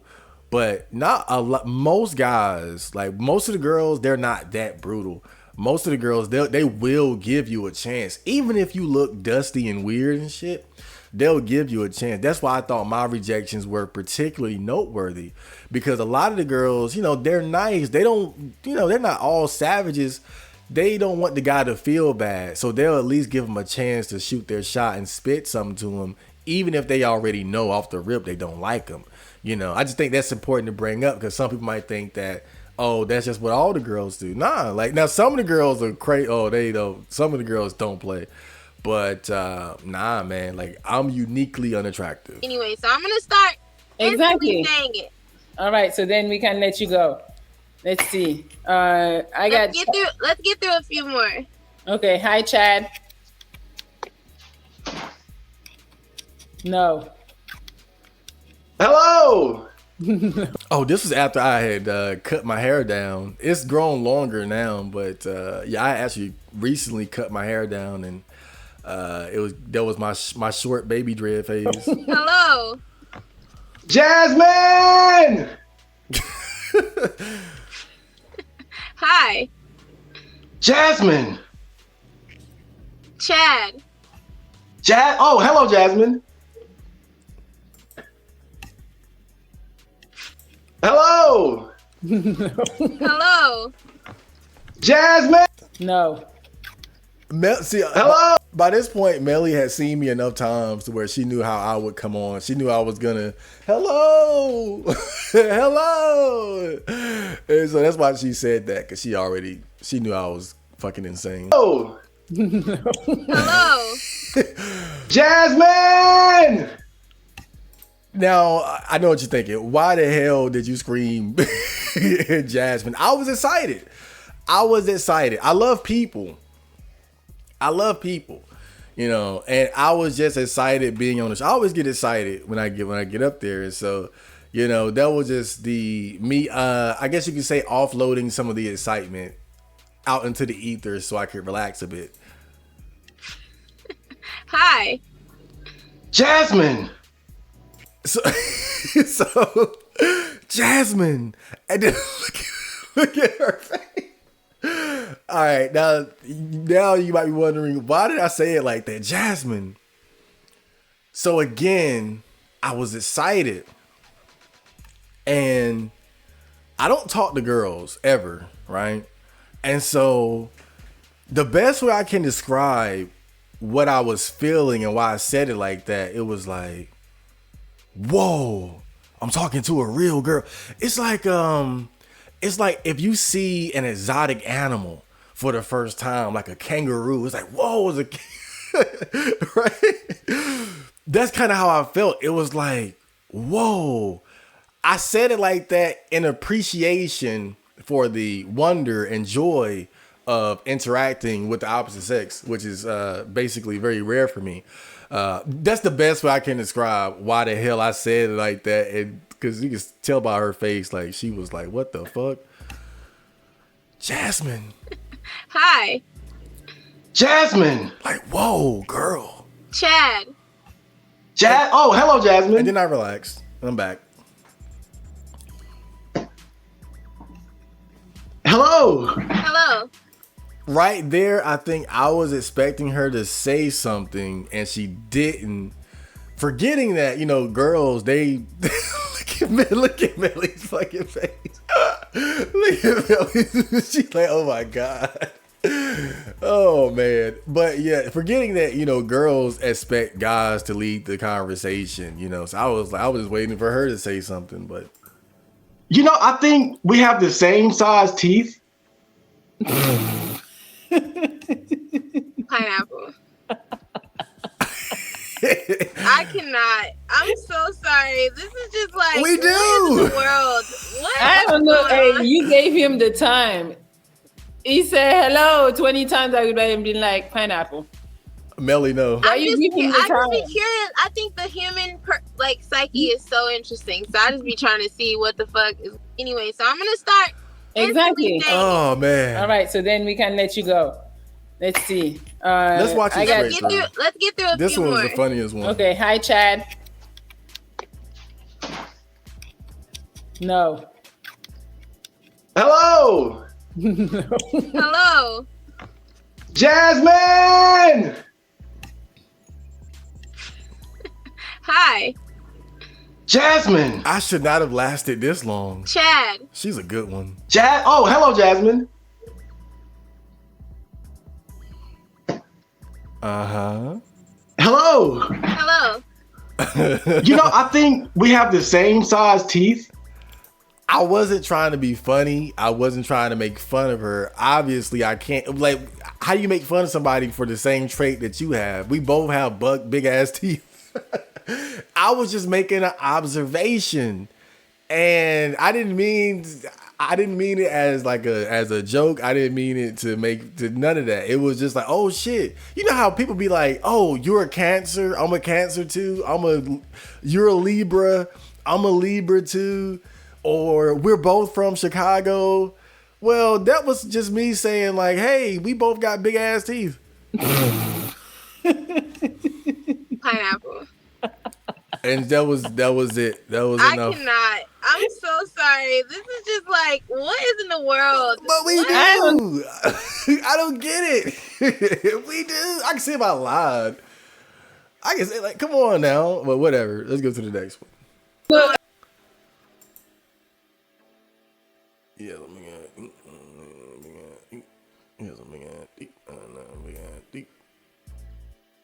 Let me add. Okay. Somebody else. This is the last one. I got Chad Malcolm. Hello, sir. Pineapple. Hey. It's a pineapple already. Sorry. Damn.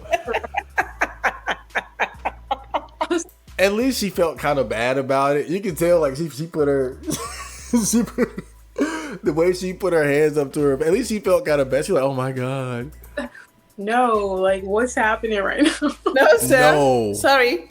Nope. We got, let me add somebody else. Oh. I got Chad Mouth.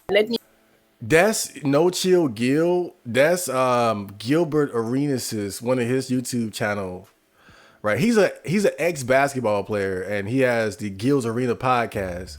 But when I say the guys who come up here don't have a shot, look like this is what I'm talking about. These girls got like basketball players and athletes and shit checking them out and shit like that, bro. You think you're gonna come up here? You think you're gonna come up here with your $50,000 a year job and get with one? Come on, bro. Come on, dog. Add somebody else. I got Chad Malcolm. Hello, sir. It's my turn. Hey. Pineapple. Hey. She took one look at me and pineapple me. She pineapple me before I even got to say. It's a pineapple already. Sorry.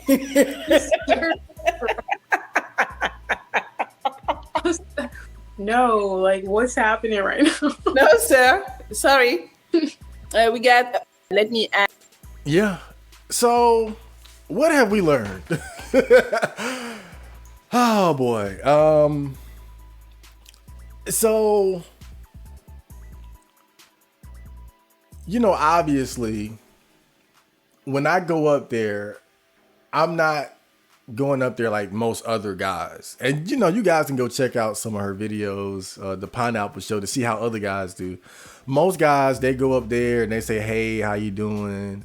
How was your day? What do you do? What are your hobbies? They start off like that. I go for the jugular. And some might say that, that's inappropriate or that ain't how you do it. But the reality is this. Most of the guys, 99% of them, who no matter what their approach is, whether they try to adjust their max, whether they go straight for the kill, whether they do like me and just put them on the spot, ask, do you find me attractive? Some guys play that slow game and try to actually spit game and whatnot. No matter what, 99% of them don't lead anywhere. And one thing I can say about my approach is that at the very least, I get it out the way. I get it out the way. We get right down to business. Do you find me attractive? No, yes, usually no. But really, also though, just the way I get, the other thing too is the way I get rejected right off the rip though. I don't see myself as being particularly unattractive. But maybe, cause it's like when you watch the videos, you watch the Pineapple Show, you can find guys up there who you could say look worse than I do, who end up having extended conversations with these girls. And so it's like, what is it about me that's so repulsive to women? And I talked about this in the Why I Give Girls the Ick video, so I don't have to talk about it in depth here, but to sum it up, I think that my energy, I think girls simply perceive me as being goofy, and I think one of the earlier clips I showed really sums it up very well. You can just tell I don't got bitches. You can, it's something about me. Like when I look at that guy, when I look at that smile, it's like, this guy don't get no bitches. He don't get no pussy, bro. And that's cool. That's not a bad thing. That's fine. But I think that my aura, the way I carry myself, my energy is too, it's just too obvious. Like, this is not a guy who gets bitches. There's not a girl on this earth that's going to look at this and say, this is that's going to look at this and say, yeah, this is acceptable. Unless she's a fat gorilla orc, And, but the thing is though, like I always tell you guys, I'm actually very introverted. So when I'm out in the world, cause I made that video about, choosing signals and times in my life where I think I got choosing signals. The thing about those situations, those girls, they didn't know me. And pretty much all of those cases that I laid out, I was just the quiet, introverted, mysterious guy that was, I guess you could just look at me and say, oh, I like the way he looks. I wonder who that is. I think that's what I had going for me in those situations. And it's kind of funny because I had a friend tell me this one time, and he was telling me that that I could definitely get bitches, basically. But he was saying that, one, I need to get out of the city we're in and go somewhere else. Two, don't open your mouth. And he was basically saying that, he was basically telling me that I could get bitches, but if I talk, I'm going to talk myself out of it. And I think you see traces of that in these clips, in my interactions with the girls on the Pineapple Show. You can see clearly that the more I talk, the more I express myself, the more unattractive I become. So it's kind of interesting thinking back to that, because I didn't really connect the dots like that. But yeah, now I'm thinking about what one of my old friends said, and yeah, it made sense. Because he was basically telling me, like, you got the look, but it's your personality, it's your behavior, it's the way you communicate with girls. It's just gonna dry their pussy up. It's gonna turn them off. And I think that's exactly what you see here in my appearances on the Pineapple Show for the most part. Now, this girl here didn't even give me a chance to say anything, so that was visual, I guess, right? But most of the time it was like, once I opened my mouth, once I said something, that's when they knew, like, oh my God, oh no. But it is what it is. It's all good. I hope you guys appreciate that, because I really put myself through the humiliating, embarrassing gauntlet of the Pineapple Show. Not once, not twice, not goddamn, too many times. But I'm glad that's over. I don't have to show up on there anymore. But, once I saw how girls reacted to me, I was like, I got to turn this to a Botcast. I got to do it for the fans, because I knew you guys would get great satisfaction out of seeing this. But again, it's kind of interesting. They all ended in, oh, wait a minute. There was the one, like, let's be honest, there was that one girl that, she gave me a W. I got one W out of the whole, like, what, it was about 10. I got one W out of it. But there were also a few more, times I was up there, probably like 3 or 4, and they were all like clean rejections, just like this. Like, oh, do you find me attractive? And nope, or yeah, pineapple, or they saw me in pineapple. But what you see here is basically what you get. I have no pussy getting ability, apparently, and that is what it is. I hope you guys enjoyed that. Make sure you guys go check out Melli Monaco's YouTube channel and check out her Pineapple Show. It's very entertaining. Melli Monaco is a fantastic YouTuber and a great, attractive woman with a fantastic, beautiful personality. A hardworking, consistent. Please don't strike me down. I'll see you guys in the next segment, the TOD.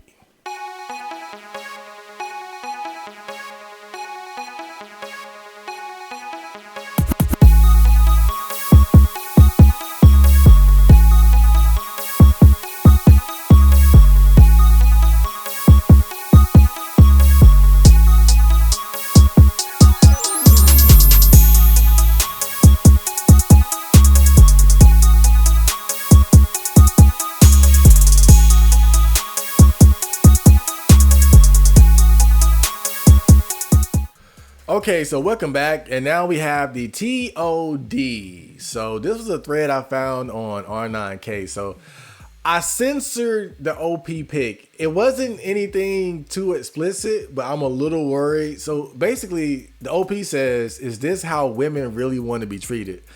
And the Web M is a video, a short clip of a guy and who I assume to be his girlfriend. and the guy is punching her. Now, apparently, this is like some couple that are into like really rough play where the guy gets really physical. You know, you got some girls who like being slapped and tied up during sex and things like that. But, you know, this video just looked like a domestic abuse situation. But again, apparently they set these situations up. The girl is into it. So there is no crime being committed. You know, it's consensual. But the OP is asking, is this how women really want to be treated? And so that's what the topic of this thread is about women who like abusive men or abusive sex and things like that. So let's get right into it. So this guy says, it's not how they want to be treated, but it's the only behavior they will respect and acknowledge. And then the guy under him says, at this point, I'm assuming nothing. They've got to verbalize what they want if they want it. That's a good idea. This guy says, given they keep going back to these men, yes. And then the guy under him says this to the top guy, you can use logic and reason all day and tell them 10,000 reasons to not do something and they will still do it. You beat them, they won't do it. I have to bend my girlfriend over my knee and paddle her ass till she's bawling and then stand her naked in a corner for 30 minutes. But it fucking works. Because God knows trying to be respectful and treating her like an equal and all that nice boyfriend horse shit did nothing but make her disrespect me. Once the spanks and naked corner standing and slap started, she suddenly became a proper behaved lady and doesn't need punishments for her stupid chooses to do it her behavior. Now, you guys know me. I'm 100% against hitting women, slapping, punching, abuse. I'm 100% against that. I know some guys think that makes me a beta, a pussy, a cuck, but I'm against that. And I'm against that for several reasons. I think that, one, when you hit a woman, because now, like, we're not just talking about like playful, I'm just turned on by this type of shit. Like, we're talking about in terms of actually trying to keep your woman in check, right? The problem with this, with trying to use physical force to keep a woman in check. Now, of course, if you live in like Saudi Arabia or some shit, if you live in a country where feminism is non-existent and women don't have the same rights as they do in America and in the West and other first world countries, then that's different. You can probably kill them and get a slap on the wrist for all I know. But, you know, assuming you live in a first world country, the problem with this type of method of trying to control your girl is that it can always be used against you. Every time you hit her, you're giving her ammunition to use against you should she come back and say, oh, he did this and I want to take him down. I want to hurt him. Because I see toxic relationships up close a lot of times. And one thing that I notice is that when it comes to, you know, toxic women, one thing that they try to do is they try to get ammunition to use against the man. And so they'll try to provoke the guy into doing things like hitting him and shit like that. And that's what they want. They want that because when you do that, you give them a part of your soul. You are doing something that if it reaches the light of day, it's going to hurt your reputation. And so, you know, when I see guys like this who talk about using physical violence to control their women, to try to control the girl that they're with, you know, I think it's a very bad tactic. It's a very risky tactic to try to use, because that the same force that you're trying to use can easily be used against you. And like I said too, it's about taking your soul. And so you can talk about this online, but would you tell your family that this is how you keep your girl under control? Would you tell your friends? Is this something that you can stand on in public? You know, that's why I don't recommend it. Other than just the fact that, you know, beating the shit out of people is not not exactly friendly behavior. But, you know, the thing is, I've always been more of a believer in, of course, not letting a woman disrespect you and walk all over you. But I believe that our power as men in relationships and really in life in general is the freedom and the ability to walk away. Just walk away. If she's not respecting you, if her behavior is not in line with your program, then don't deal with her. Because trying to force the situation is only going to line you up for attack further down the line. Just look at Chris Brown and Rihanna as the perfect example of what happens when you try to use force to control a woman, and then she uses that against you. So this guy says, I imagine not all men can get away with doing this. If you are Chad, she will become obedient, and maybe she will feel like jumping on your cock later. But if you slap her and you look more on the Twinkie side, she will either call the police or have somebody break your legs. Am I right? I think I don't even think you necessarily have to be a Chad to do stuff like that.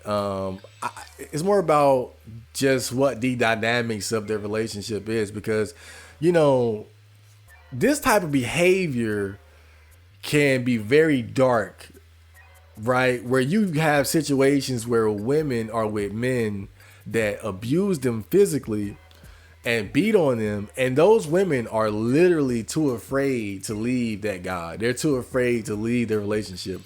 They are in fear for their lives and things like that. And you don't have to be right. You don't have to be highly attractive to instill that sort of fear into a woman. I'm sure there have been plenty of ugly, fat, just dusty, greasy looking guys who were able to abuse their women just by using fear and intimidation. So I don't think that it's necessarily something that's unique to Chads.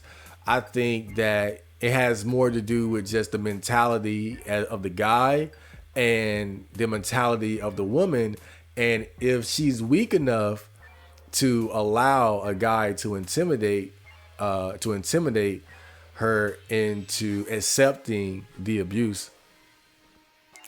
But you can also say, let's look at it from a different perspective, like the earlier guy, where I wish I didn't have to, but this is how I control my girl.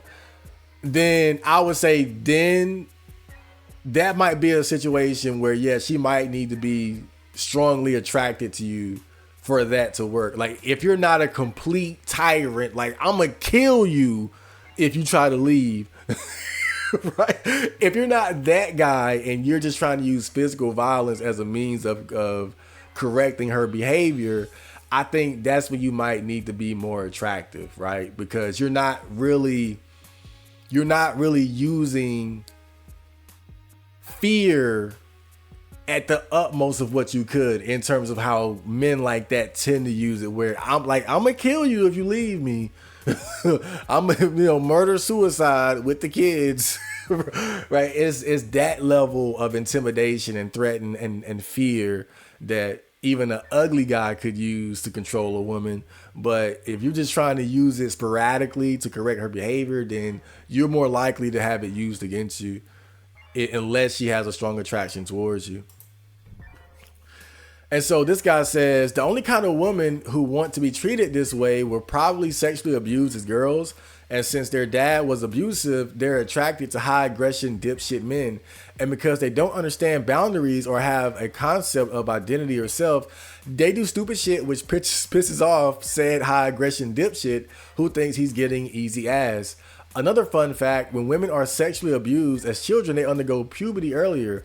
So if you see a 10-year-old girl with that's someone who's been sexually abused before 8. This has all kinds of psychological and physiological consequences. A lot of them become codependent or narcissistic. Some become psychopathic and exploitative. The body keeps the score by Van der Kolk goes into this. What? Oh, that's a book. If you have to beat the shit out of your woman, you are doing it wrong, Anons. You can't date a girl with daddy issues without first being her daddy. And because you have to be her daddy, shit gets weird fast. If you've got one of those, she needs psychotherapy. And I agree. I think if you have to beat the shit out of your woman, I completely agree. And again, you're beating the hell out of a woman. I mean, let's just just look at the negative energy of that type of action, those types of interactions, especially if that's a method that you have to use regularly. You're in a situation where in your own personal home, your private life, you have to deal with this negativity, the negative energy that you have to put out to control her based on the negative energy that she's putting out too. So it's just like, what type of man would even want to deal with that in the first place? Now, one thing that stands out to me, I was watching a short documentary about Lil' Kim, the female rapper. And she was talking about how she always ended up in relationships with abusive men who would physically abuse her. And she admitted, though, that she was drawn to men like that. She was attracted to men like that. So there are girls out there who just have an inclination towards abusive men. But the guy replies to him and says, lots of women want a man who is far more violent than her father. She hates her dad for being weak. Long story short, women are inherently a mess. And again, I think you have female nature and certain patterns and trends that you can find across the board. But, there are women out there who aren't so crazy to, stay in a relationship with a guy that's going to beat them. But too often do you hear about, and I say more often, you hear about women who stay in abusive relationships as opposed to a woman who, I got hit one time and left, right? Which one do you hear more often? You hear about the girl that was getting beat and abused for years until she was finally able to escape the relationship, as opposed to the girl that was like, I got hit one time and I was gone. So this guy says, what needs to be said about this is that this is absolutely needs to be done in a controlled role play environment. So he's talking about it from a sexual perspective, not I'm trying to beat my woman to control her perspective, with trust and safe words. That being said, if a chick is into this, I leave. I can deal with some mental issues, but I've had my share of mentally unstable women. And then he replied to these guys, true, there's a healthy and fun way to do BDSM or just dominate your partner in general. And that's true. Now, me being into pornography, but also being into, you can go to places like Reddit, for instance, where you can talk to real everyday people about their fetishes, where they express what they're into and how they, the different things they do with their wives or what they do with their husbands or boyfriends and girlfriends. And sometimes, things get very kinky. But one thing I've learned, by lurking in these spaces is that, like some girls, they like rough sex. The same way you have some guys who like being tied up. You got guys who like being spanked or ball busting. The sort of like humiliating sex, where the girl is stepping on the man's face sitting while calling him names. So it goes both ways, where you have women and men who are into rough sex that, sort of toes the line between being physically abusive, but also not wanting to cross that line into actually harming the person too much, right? But this guy's basically saying that he wouldn't want to deal with a girl who was into this. Now, it must be said, though, that WebM, that dude was straight punching the girl, like bop, bop, bop, bop, bop. But apparently, again, there was a camera there, so the story is that that's what they do. That's what she's into. Now, girls that are into straight up being punched, that's rare. I've seen the slapping, I've seen the spanking, and even one thing I'll tell you this, I've seen porn where, you know, there's the sex is kind of rough and there's some choking and slapping. But one thing I've noticed when you watch the guy slapping the girl, he's obviously holding back. Like, they're not just slapping full force. You know, you'll see them like, they'll position the palm of their hand next to the girl's face first and then slap, right? They don't they don't do a roundhouse full swing slap right into the girl's jaw. They'll put their hand right next to their face and do like a, you know, something like that. So like these sort of like spanking type of, not even like a slap, but more like a spank on the face, right? But some girls, I guess they want to get their goddamn teeth knocked out. So, okay, so this guy says, I can't ever treat anyone like this, which is why I'll effectively always remain a lonely virgin, and I am a tall, broad-framed, manly man before people suggest otherwise. And then this guy replied, he said, you were fed lies throughout all of your life. Come back to the natural world. Enjoy being an aggressive man with your woman. Let the devil out. And then this guy replies to the guy at the top. He says, no, you won't. You don't have to act like a nigga to get, you don't have to act like a nigger to get a wife. Acting like a nigger gets you mentally ill bitches that no sane person should put their cock in, much less marry. Most women don't enjoy being abused, and the ones that do aren't the sort you want to be in any serious relationship with. So, you know, I grabbed these posts because you see just a different perspectives. Now, this guy at the top, he's like me, right? I'm not going to be, I would never want to, like, I could do some, like, oh, we're having sex, I'm lightly choking and lightly slap. Like, okay, that's one thing. But close fist punching, nah. And then the first guy is basically saying, you know, hey, this is the real world, dog. You got to get aggressive. Let the demon out. But you know what? I think there's some truth to what he's saying, though. I think there is some truth to what he's saying, as far as some guys really are too soft and passive with their woman, and so she can't respect him. But I just don't think that you have to beat a woman to make her respect you. In fact, I would just say, if you have to go to that level, why do you want her respect to begin with? Like, really think about that. You're willing to put yourself in position where she can ruin your life just to get her. Like, wow, why do you need her respect so bad that you need to be beating her ass? I don't even think respect from somebody like that is even worth having. You're better off just leaving. So, you know, my philosophy is just that, you know, when a woman is disrespecting you in a relationship, it's best just not even to deal with her.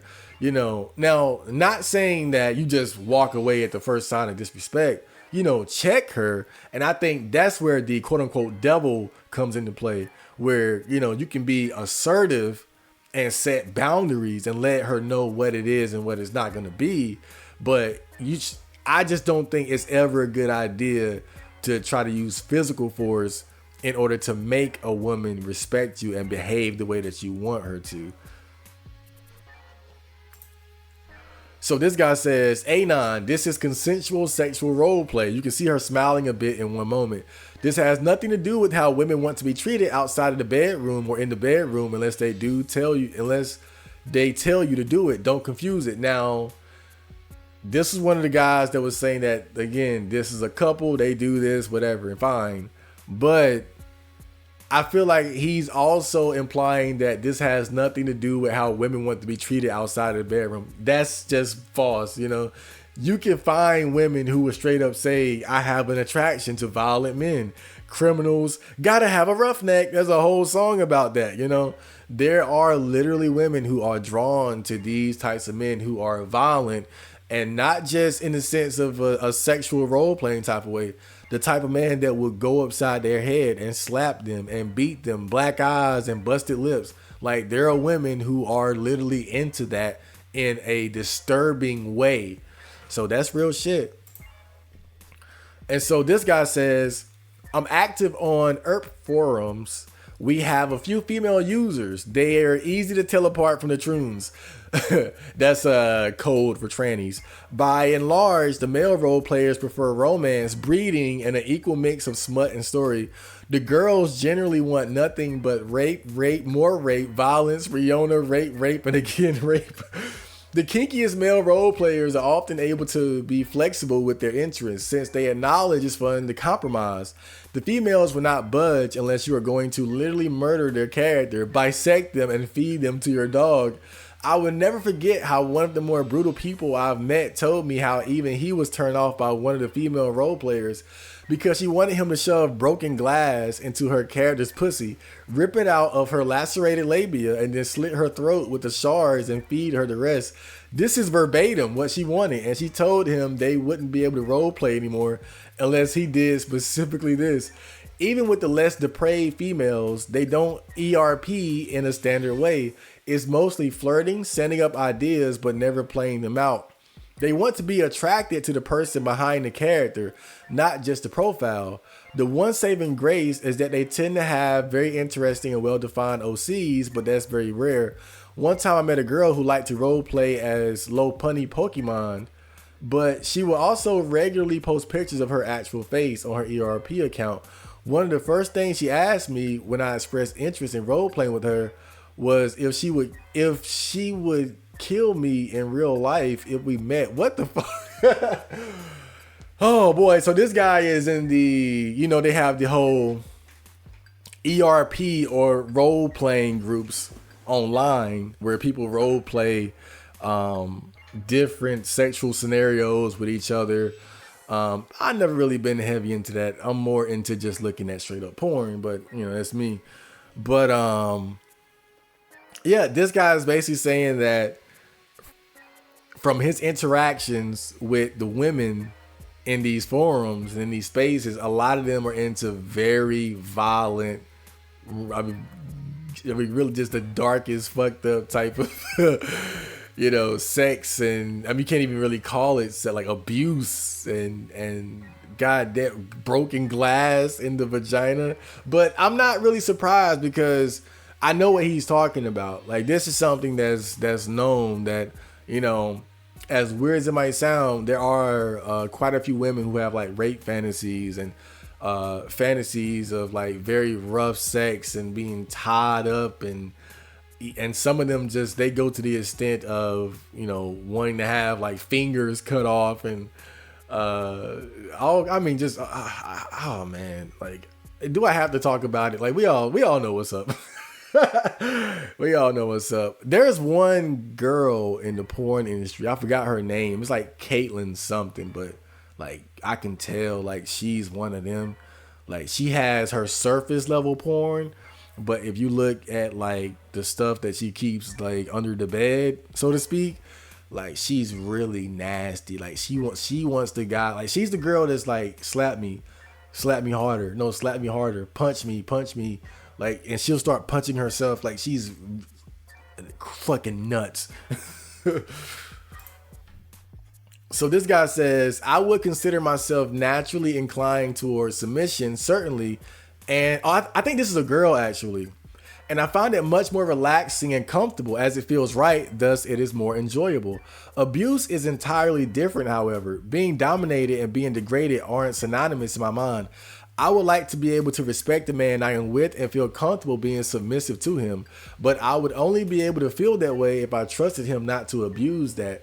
The thought of being punched disgusts me. Light spanking or something of the sort seems playful, and I don't think I would mind it at all. I wouldn't know in actuality, but anything this far would deeply upset me. Anything this far just seems like it wouldn't come naturally or feel truly right or enjoyable.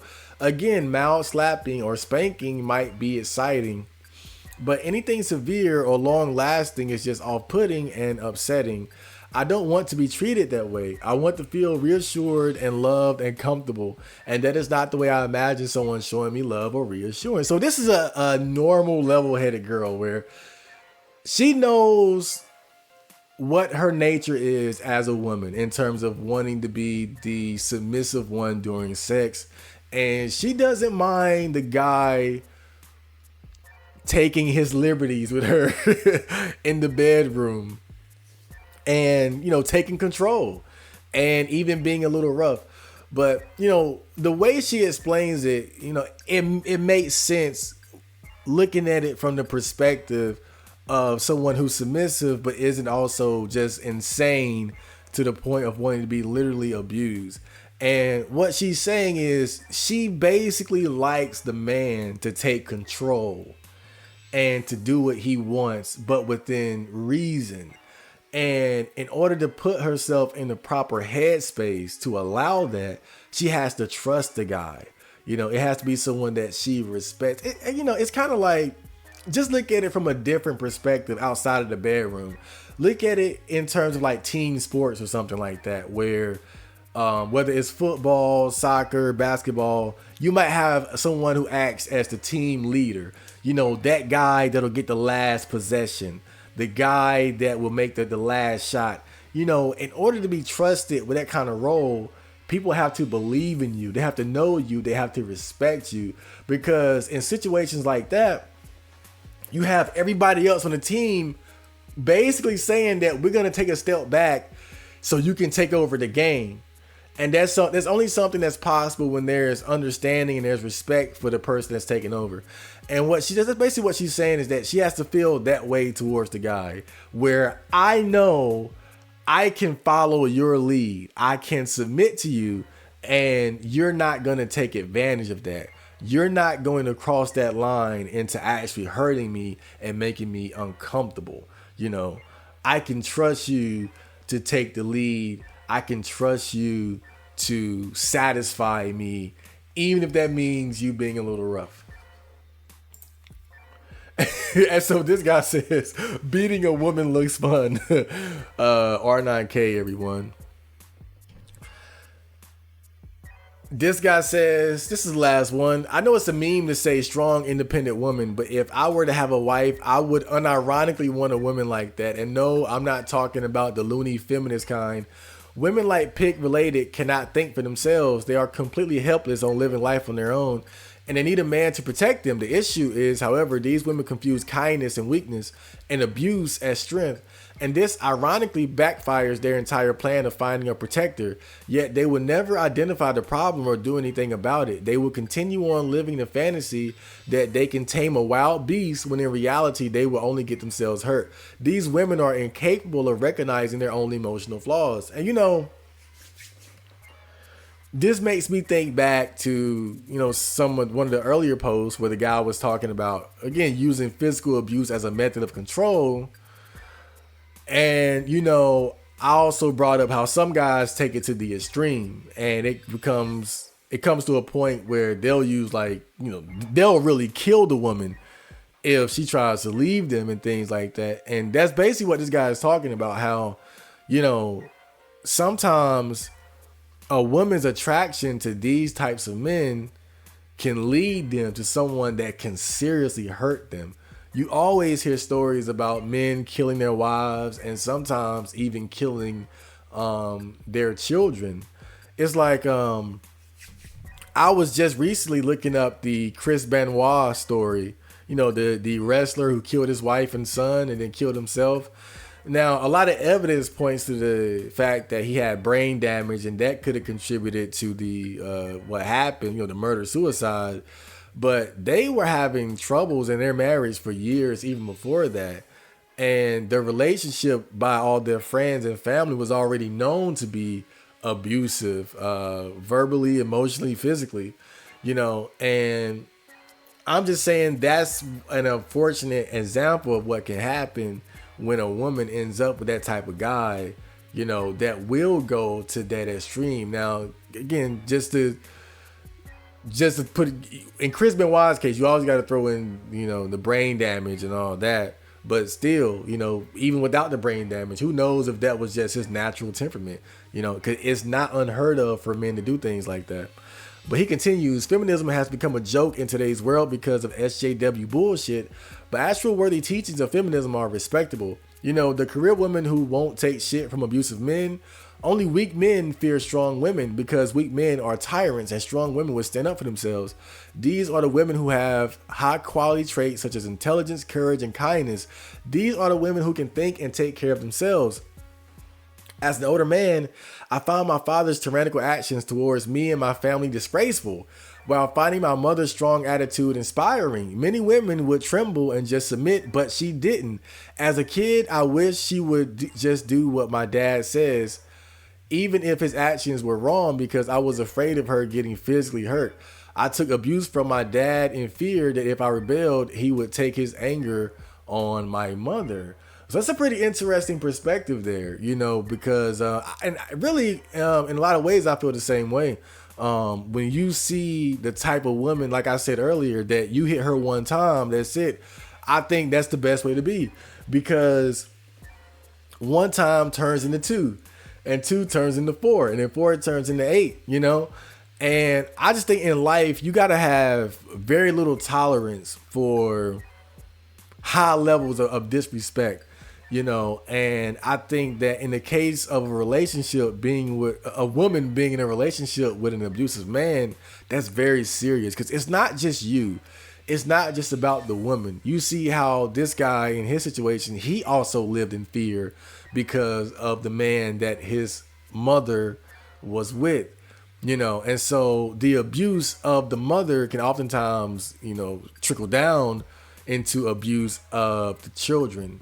And that's why I also have a lot of respect for women who don't tolerate shit like that. Women who would never allow a man to put their hands on them.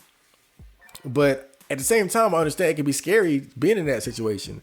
But that's why women, for women, it's really a necessity to have strong bonds and ties with the male members of your family, your father, your uncles, your brothers, and things like that. Because sometimes when a woman is in an abusive relationship, she might be too afraid to do something on her own. But when you have men and other family members to back you up, that can help you to take those first steps towards getting away from a guy like that.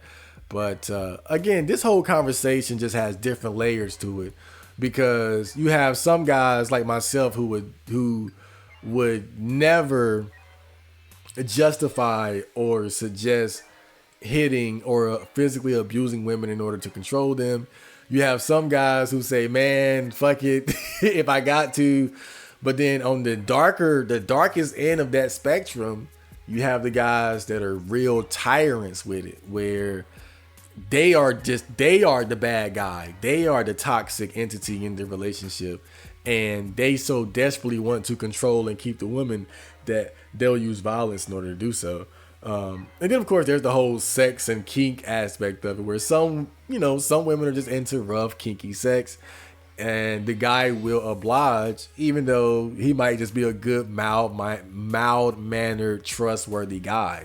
That's also a reality. But that was the thread of the day. I hope you guys enjoyed that. And next we can get to some comments. Okay, so welcome back. Before I get out of here, we are going to have the comments. So, Vince 1337, ain't that Nimber speak for lead? I don't know. Says on the Life is Neat video, just finished watching the anime Welcome to NHK. As per the line, Welcome to NHK is based on and the pick. Thanks for the anime recommendation. I really enjoyed it. It has inspired me a bit. And I have this song to thank, but also the entirety of Online Dwellings, like the old R9K from back in the day. Now, if only I had a Misaki of my own, back to supplementing my social shortcomings with anime romance. The whole Misaki character, very unrealistic, unfortunately. But otherwise, how do you make a anime about a guy masturbating in his room interesting while he's unemployed and not very social? How do you make that interesting? I think that Misaki was the wild card element of the anime that was able to move Sato out of his comfort zone.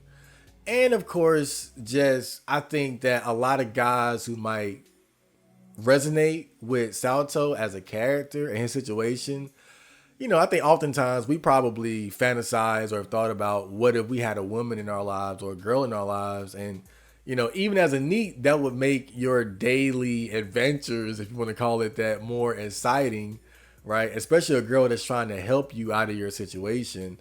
Unfortunately, Misaki was crazy too.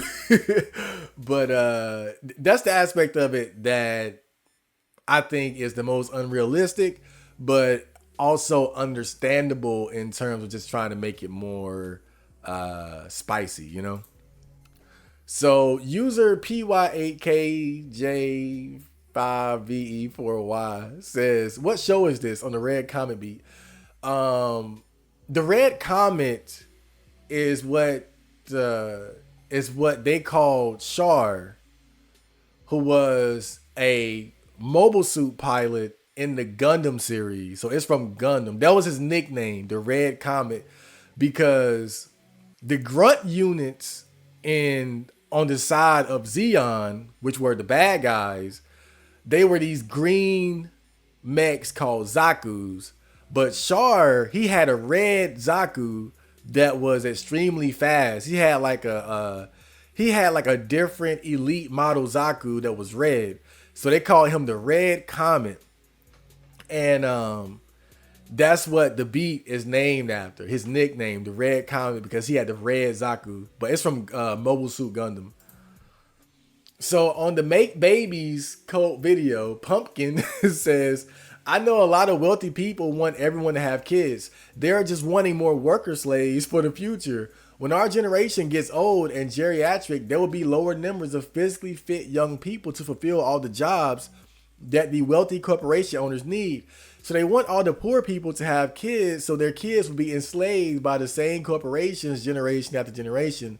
The wealthy are not giving up their position of power or wealth to help out society. That is why they evade taxes so often. So there is definitely a lot of truth to this.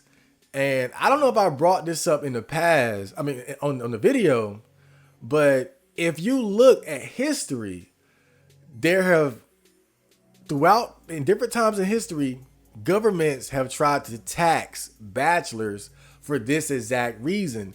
When a man doesn't have kids and isn't taking care of a woman, it's almost like you're not paying taxes. And taxes are really just a way for the elites and the government. Now, of course, on one hand, it's kind of a necessity to, pay for all the various government services and whatnot, things like the military and shit. But taxes can also be abused and used for inappropriate reasons. But part of the reason why bachelors were taxed is because it's understood that when you don't have kids and you don't have a wife, it's almost like you're not paying a important tax, which is to make a worker or slave to replace you for the future. This one man and one woman can come together and create 3, 5, 6 more workers for the future. But if this one man doesn't get a wife and doesn't have kids, then that's a significant thing in terms of what he's not adding to the continuation of the government and the system. Basically, you're not feeding the system the lifeblood that it needs to survive, And so I'm just saying, when people say, especially fucking Elon Musk, when people say stuff like that, you can't fool yourself into thinking that it's coming from the kindness of their heart, And I wouldn't say this myself because it's not like I know Elon Musk personally, but I've heard him described as a super psychopath. And Elon Musk, from what I can see, I don't think he's a bad person, but I just think he's kind of like, I perceive him as being a guy that's all about the bottom line. It's all about the numbers. It's all about progress. It's all about whatever it takes to get the job done. Doesn't matter what it costs. Doesn't matter who has to be stepped on. We gotta get the job done. And I'm not saying that to attack him. I just think that's how I kind of perceive him. And so if you look at him from his position, and if he wants the system, as someone who wants the system to continue to thrive, then yeah, he wants everybody making babies. He wants there to be worker slaves, if you want to call it that. Maybe calling them worker slaves is a bit too pessimistic and negative. Hold up.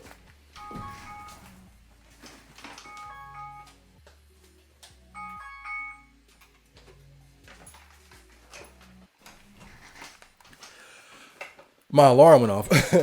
But maybe that sounds a bit too pessimistic, but my point is, just don't think these people are saying this out of the kindness of their heart. It's all about just trying to keep the system running, and like my argument in the video is just like, okay, you want people to make babies, but then you're not providing them with the kind of environment where they feel like it makes sense to have children in the first place. You want without giving. And so another unreliable narrator says on the same video, I respect this take a lot. Eventually, I'd like to have children, but until I can actually properly raise them and give them the tools they need to navigate this world, and ultimately just be happy that I was denied in my own childhood, I would be doing them a disservice. I know exactly what you mean by growing up in a just fucking have them environment, because that's how I was born too. So I definitely respect your take on it, even if I ultimately have a different opinion. I wish more people would put more thought into it outside of fuck those parasites or just fucking have them. But it seems like that's all it ever is anymore. Good shit, man. Subscribed years ago for the music, but I think you could really go places if you did more discussions like this. That's why I'm doing it. Oh man. But yeah, it's a big part of the reason why I wouldn't want to have kids now is just that I'm not in position to properly raise them.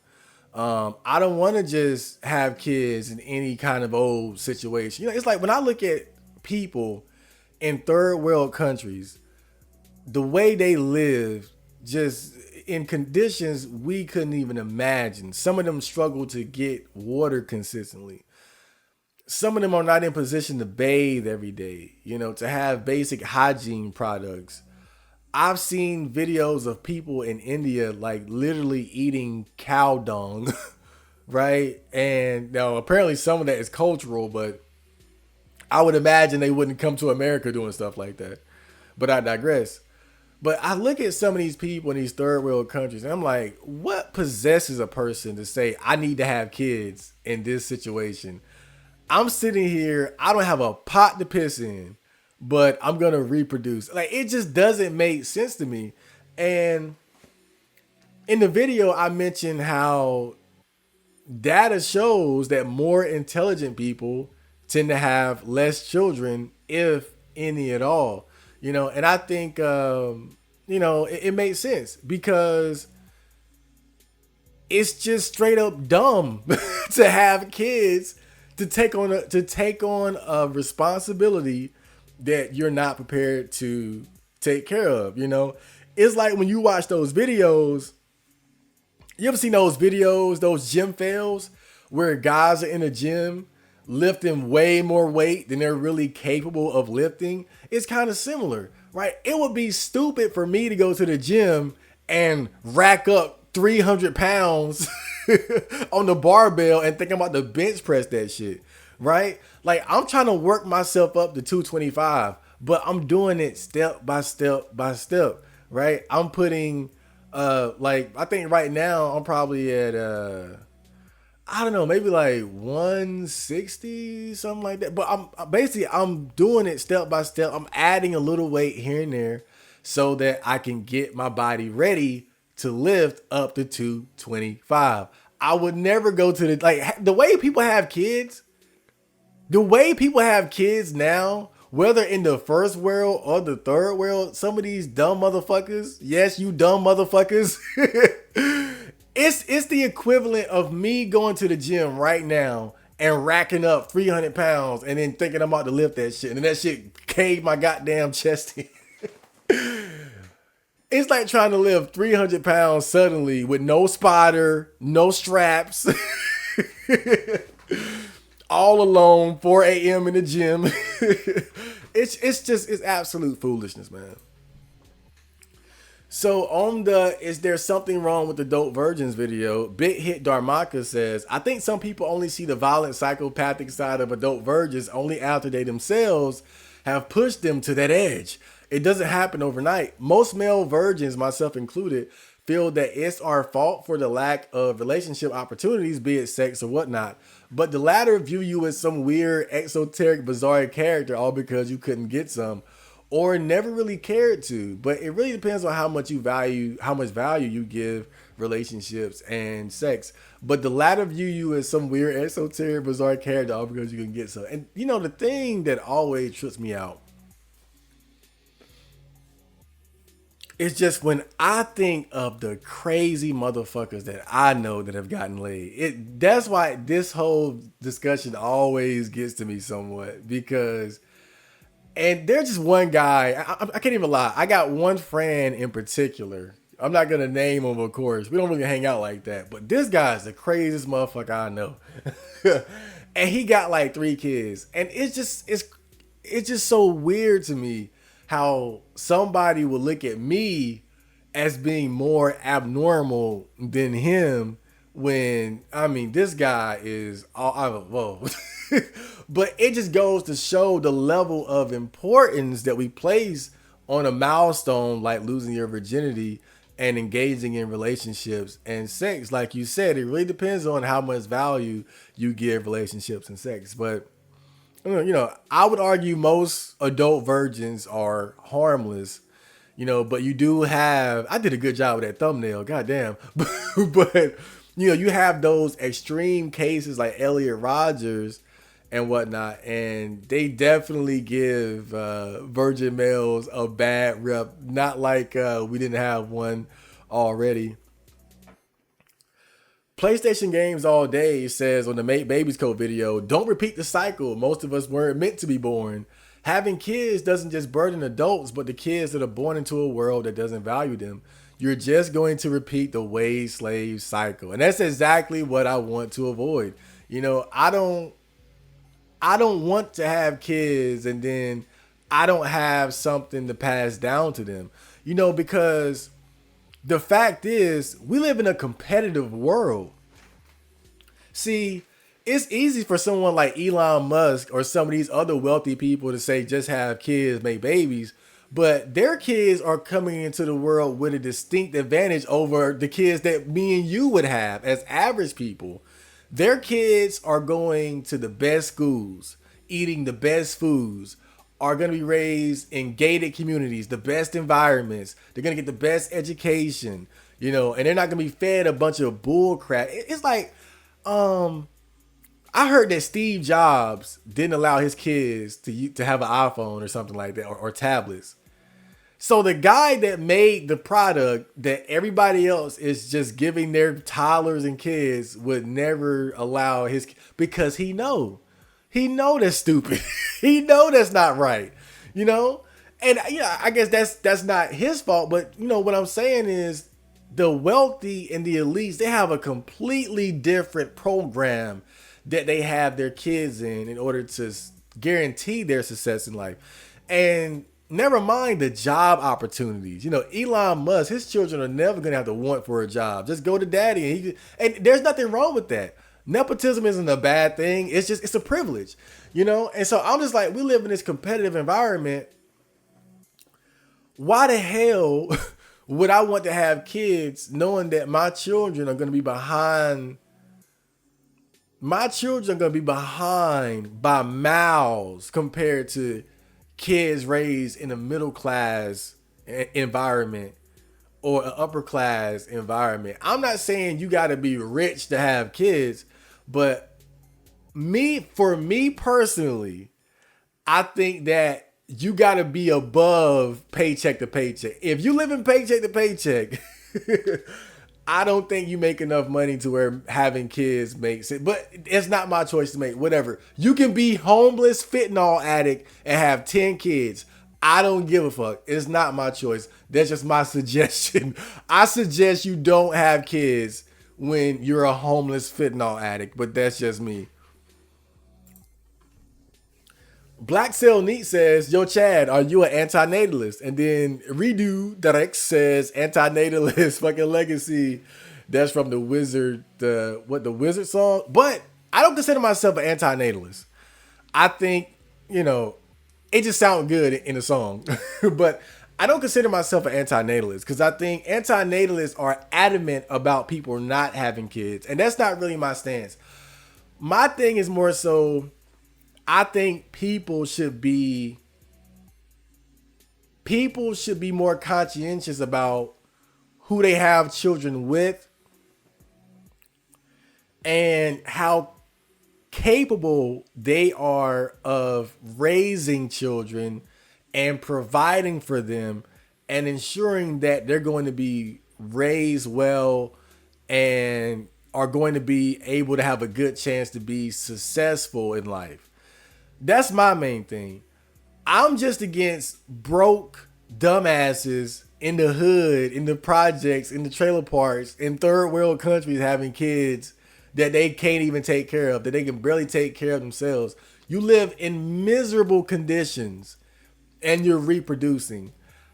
That's what I don't like. I'm just like, especially in first world countries where we have access to so many opportunities. To me, it just makes sense that before you have kids, you should at least set yourself up into a better position in life so that you can provide them with better opportunities so that they can actually compete with their peers for the limited, job opportunities that are gonna be available to them, because just for example, any job or career path you can think of, there are only so many spots, or there are going to be available. So my thing is, the better a kid's parents and their environment and how they're raised, the better chance they're going to have of being able to fulfill their dreams, whatever that might be. But as far as saying, I don't think the human race should propagate, we should just everybody stop reproducing. That's not me. That's not my stance. Because you look at myself, for instance, right? I love my life. I love being alive. I enjoy life. But then you have some people who are born and they don't feel that way. Some people are just seem to be naturally inclined towards being a malcontent, which is like the opposite of me. And so I can't be an anti-natalist because that would be denying the people who are appreciative and thankful for being born and being able to enjoy life, But at the same time, I can understand the argument of forcing somebody into life and the world when they don't really have a choice, and then you have to deal with everything that comes with it. And so these are some comments that were left on the red comment beat. Abe Some says, "Dude, every beat feels like an 80s sci-fi anime. Fuck yeah." I call it Space Trap, but I like that too. And Kimosabi says, "This is that far out heat." Black Cell Neat says, "Home of the dopest beats." Of course, I have been putting out a lot of beats recently because most of the production I've been doing has been, reserved for Robot Music 3. But you're going to see more beats coming out soon, especially like some more Space Trap stuff. And so on the Fear of Approaching Girls video, Terry Fowler says, "If you bet 100 against yourself, then if you get the date, you have to spend that on the date. But if you get rejected, you can buy whatever with it." Yeah, that's fair. That's fair. But look, I'm serious. If anybody out there,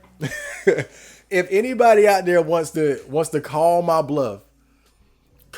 bluff, send me $100 and I will record myself going to the mall and asking out one girl. If you got deep pockets like that and you want to call my bluff, I'm telling you, I'll do it. But $100, one approach. And so on the same video, Omni Snow says, there's a girl who works at the local store I've been debating going and asking out for months. My girlfriend has encouraged me to try, but I feel so anxious and self-conscious. I now think I'll give it a try though. Thanks for the mind food. And then No Name says, my girlfriend has encouraged me to try. What? And then Epic Minecraft Fail says, what? And then I say, what? What? Seriously, like, you got a girlfriend, but wait a minute. Maybe you're a lesbian girl. There's a girl who works at the. Maybe you're a lesbian girl and you have a girl who's a friend. I don't know. I don't know, bro. But that's just kind of weird. Normally, the guys who already have a girlfriend aren't worried about asking out the cute cashier girl, but whatever.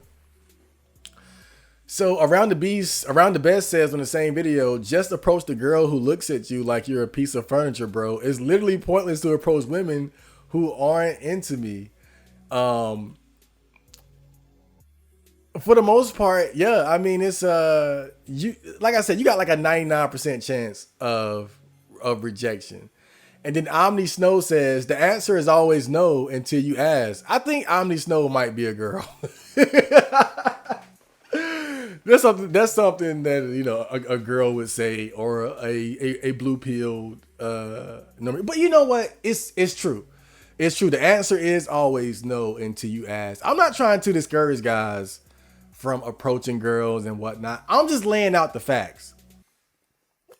So Omni Snow, this is what I asked you directly, because I talked about this in the video. Now, you say that, but if me and you were in the mall, and we saw girls, and I said I would approach them, or I would approach a girl, would you bet $100 that I'm gonna get rejected, or that I'm gonna be accepted, or that I'm gonna get the number? How would you bet? You would bet against me. And the only reason I bring that up is because I don't like when people don't understand the attitude of guys like Around the Best. Like, that pessimism, that doubt is for good reason. Because it's easy to say the answer is always no until you ask. But if you had to actually put skin in the game, if you had to actually put money on it, you too would bet against him.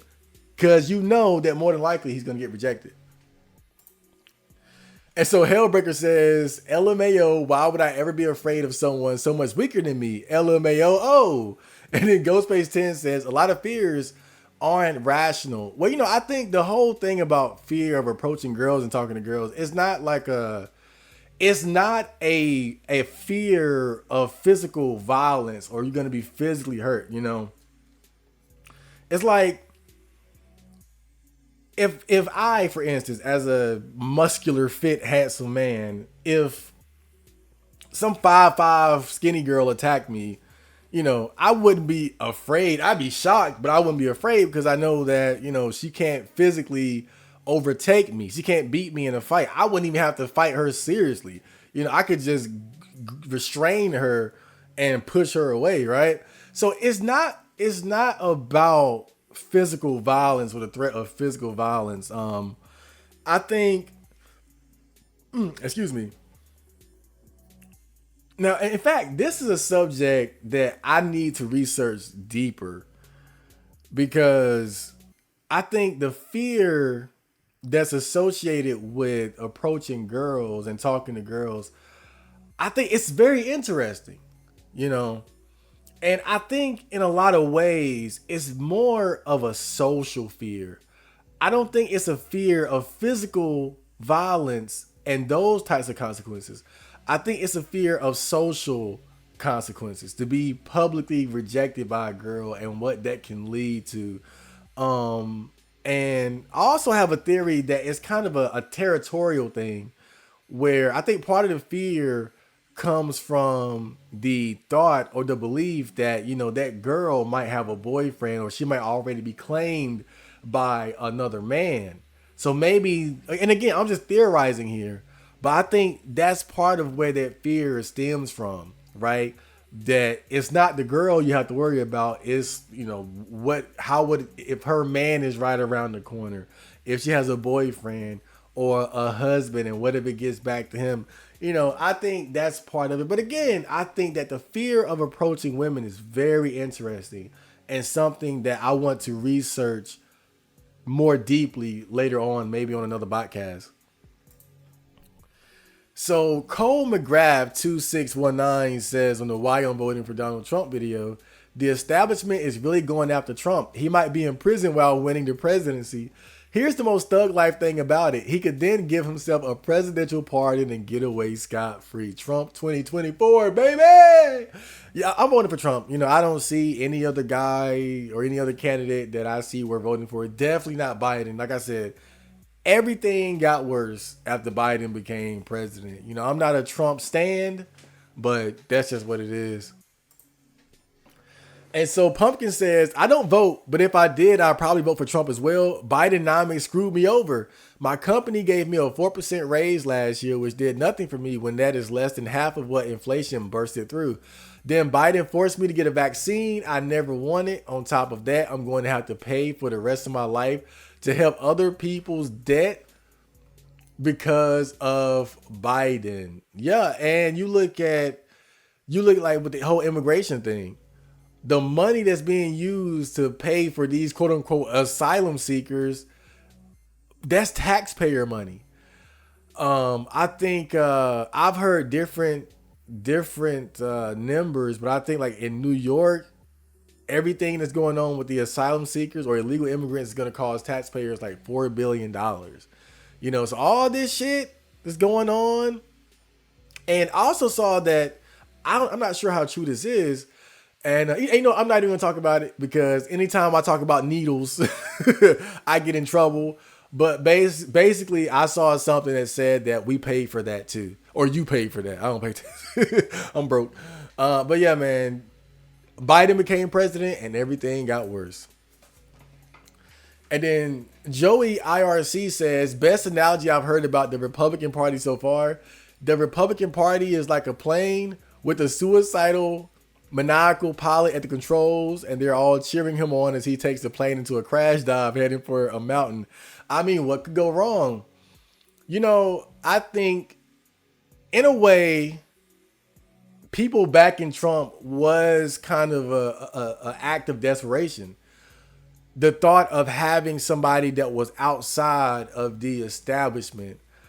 And I think part of the reasoning, because I've heard people say this, that people saw Donald Trump as a grenade, so to speak. Like, we don't know what he's going to do, but he's not one of them. So as long as we take him and throw him in office, there's going to be something is going to happen. So I think in a sense, getting behind Trump for some people was kind of an act of desperation. But again, I'm just comparing side by side here. You can say he's a maniacal pilot or maybe I don't know, maybe you're not talking about Trump specifically. I'm assuming you are, but I'm just looking at the simple fact that while Trump was president, things were better than when Biden was president. Biblical figure said, he responds to him, he says, an economically protectionist, anti-immigration, and nationalist platform is not the death sentence to America you think it is. And it is, in fact, the exact solution needed to bring this country back from the demographic brink it's about to cross that our parents and grandparents were tricked into voting for, starting with the Hart-Celler Immigration Act of 1965. And his sneeze says, the mountain is a village of, I'm not going to say it, you see it. But yeah, man, like my whole thing is very simple. It's very simple, bro. When Trump was president, America was better. When Biden was president, or while he's president, too many things have gotten worse. And for me, it's that simple. It's like if you have if you look for a babysitter A, babysitter B, you take the child to babysitter A and you go pick your child up and he has spaghetti all on his shirt because he was just eating a lot of spaghetti and having fun. Okay, whatever. Then you go to babysitter B, and then you pick your child up, and he got a black eye, and he's missing a tooth, and some of his hair got pulled out, and this and that. It's that simple. You got to go with babysitter A. Yeah, babysitter A wasn't perfect. He got messy with the food, but at least he didn't get beat up. Right? At least he didn't get physically abused. To me, it's that simple. Now, again, I'm not the smartest guy in the world. I don't understand. I'm not like a political analyst or anything like that. But I think sometimes you just got to use your intuition and your common sense. I was happier here. I was unhappier there. Let me go back here. And that is the comments. I hope you guys enjoyed that. So I'm going to go ahead and tell you what the next Botcast is going to be about.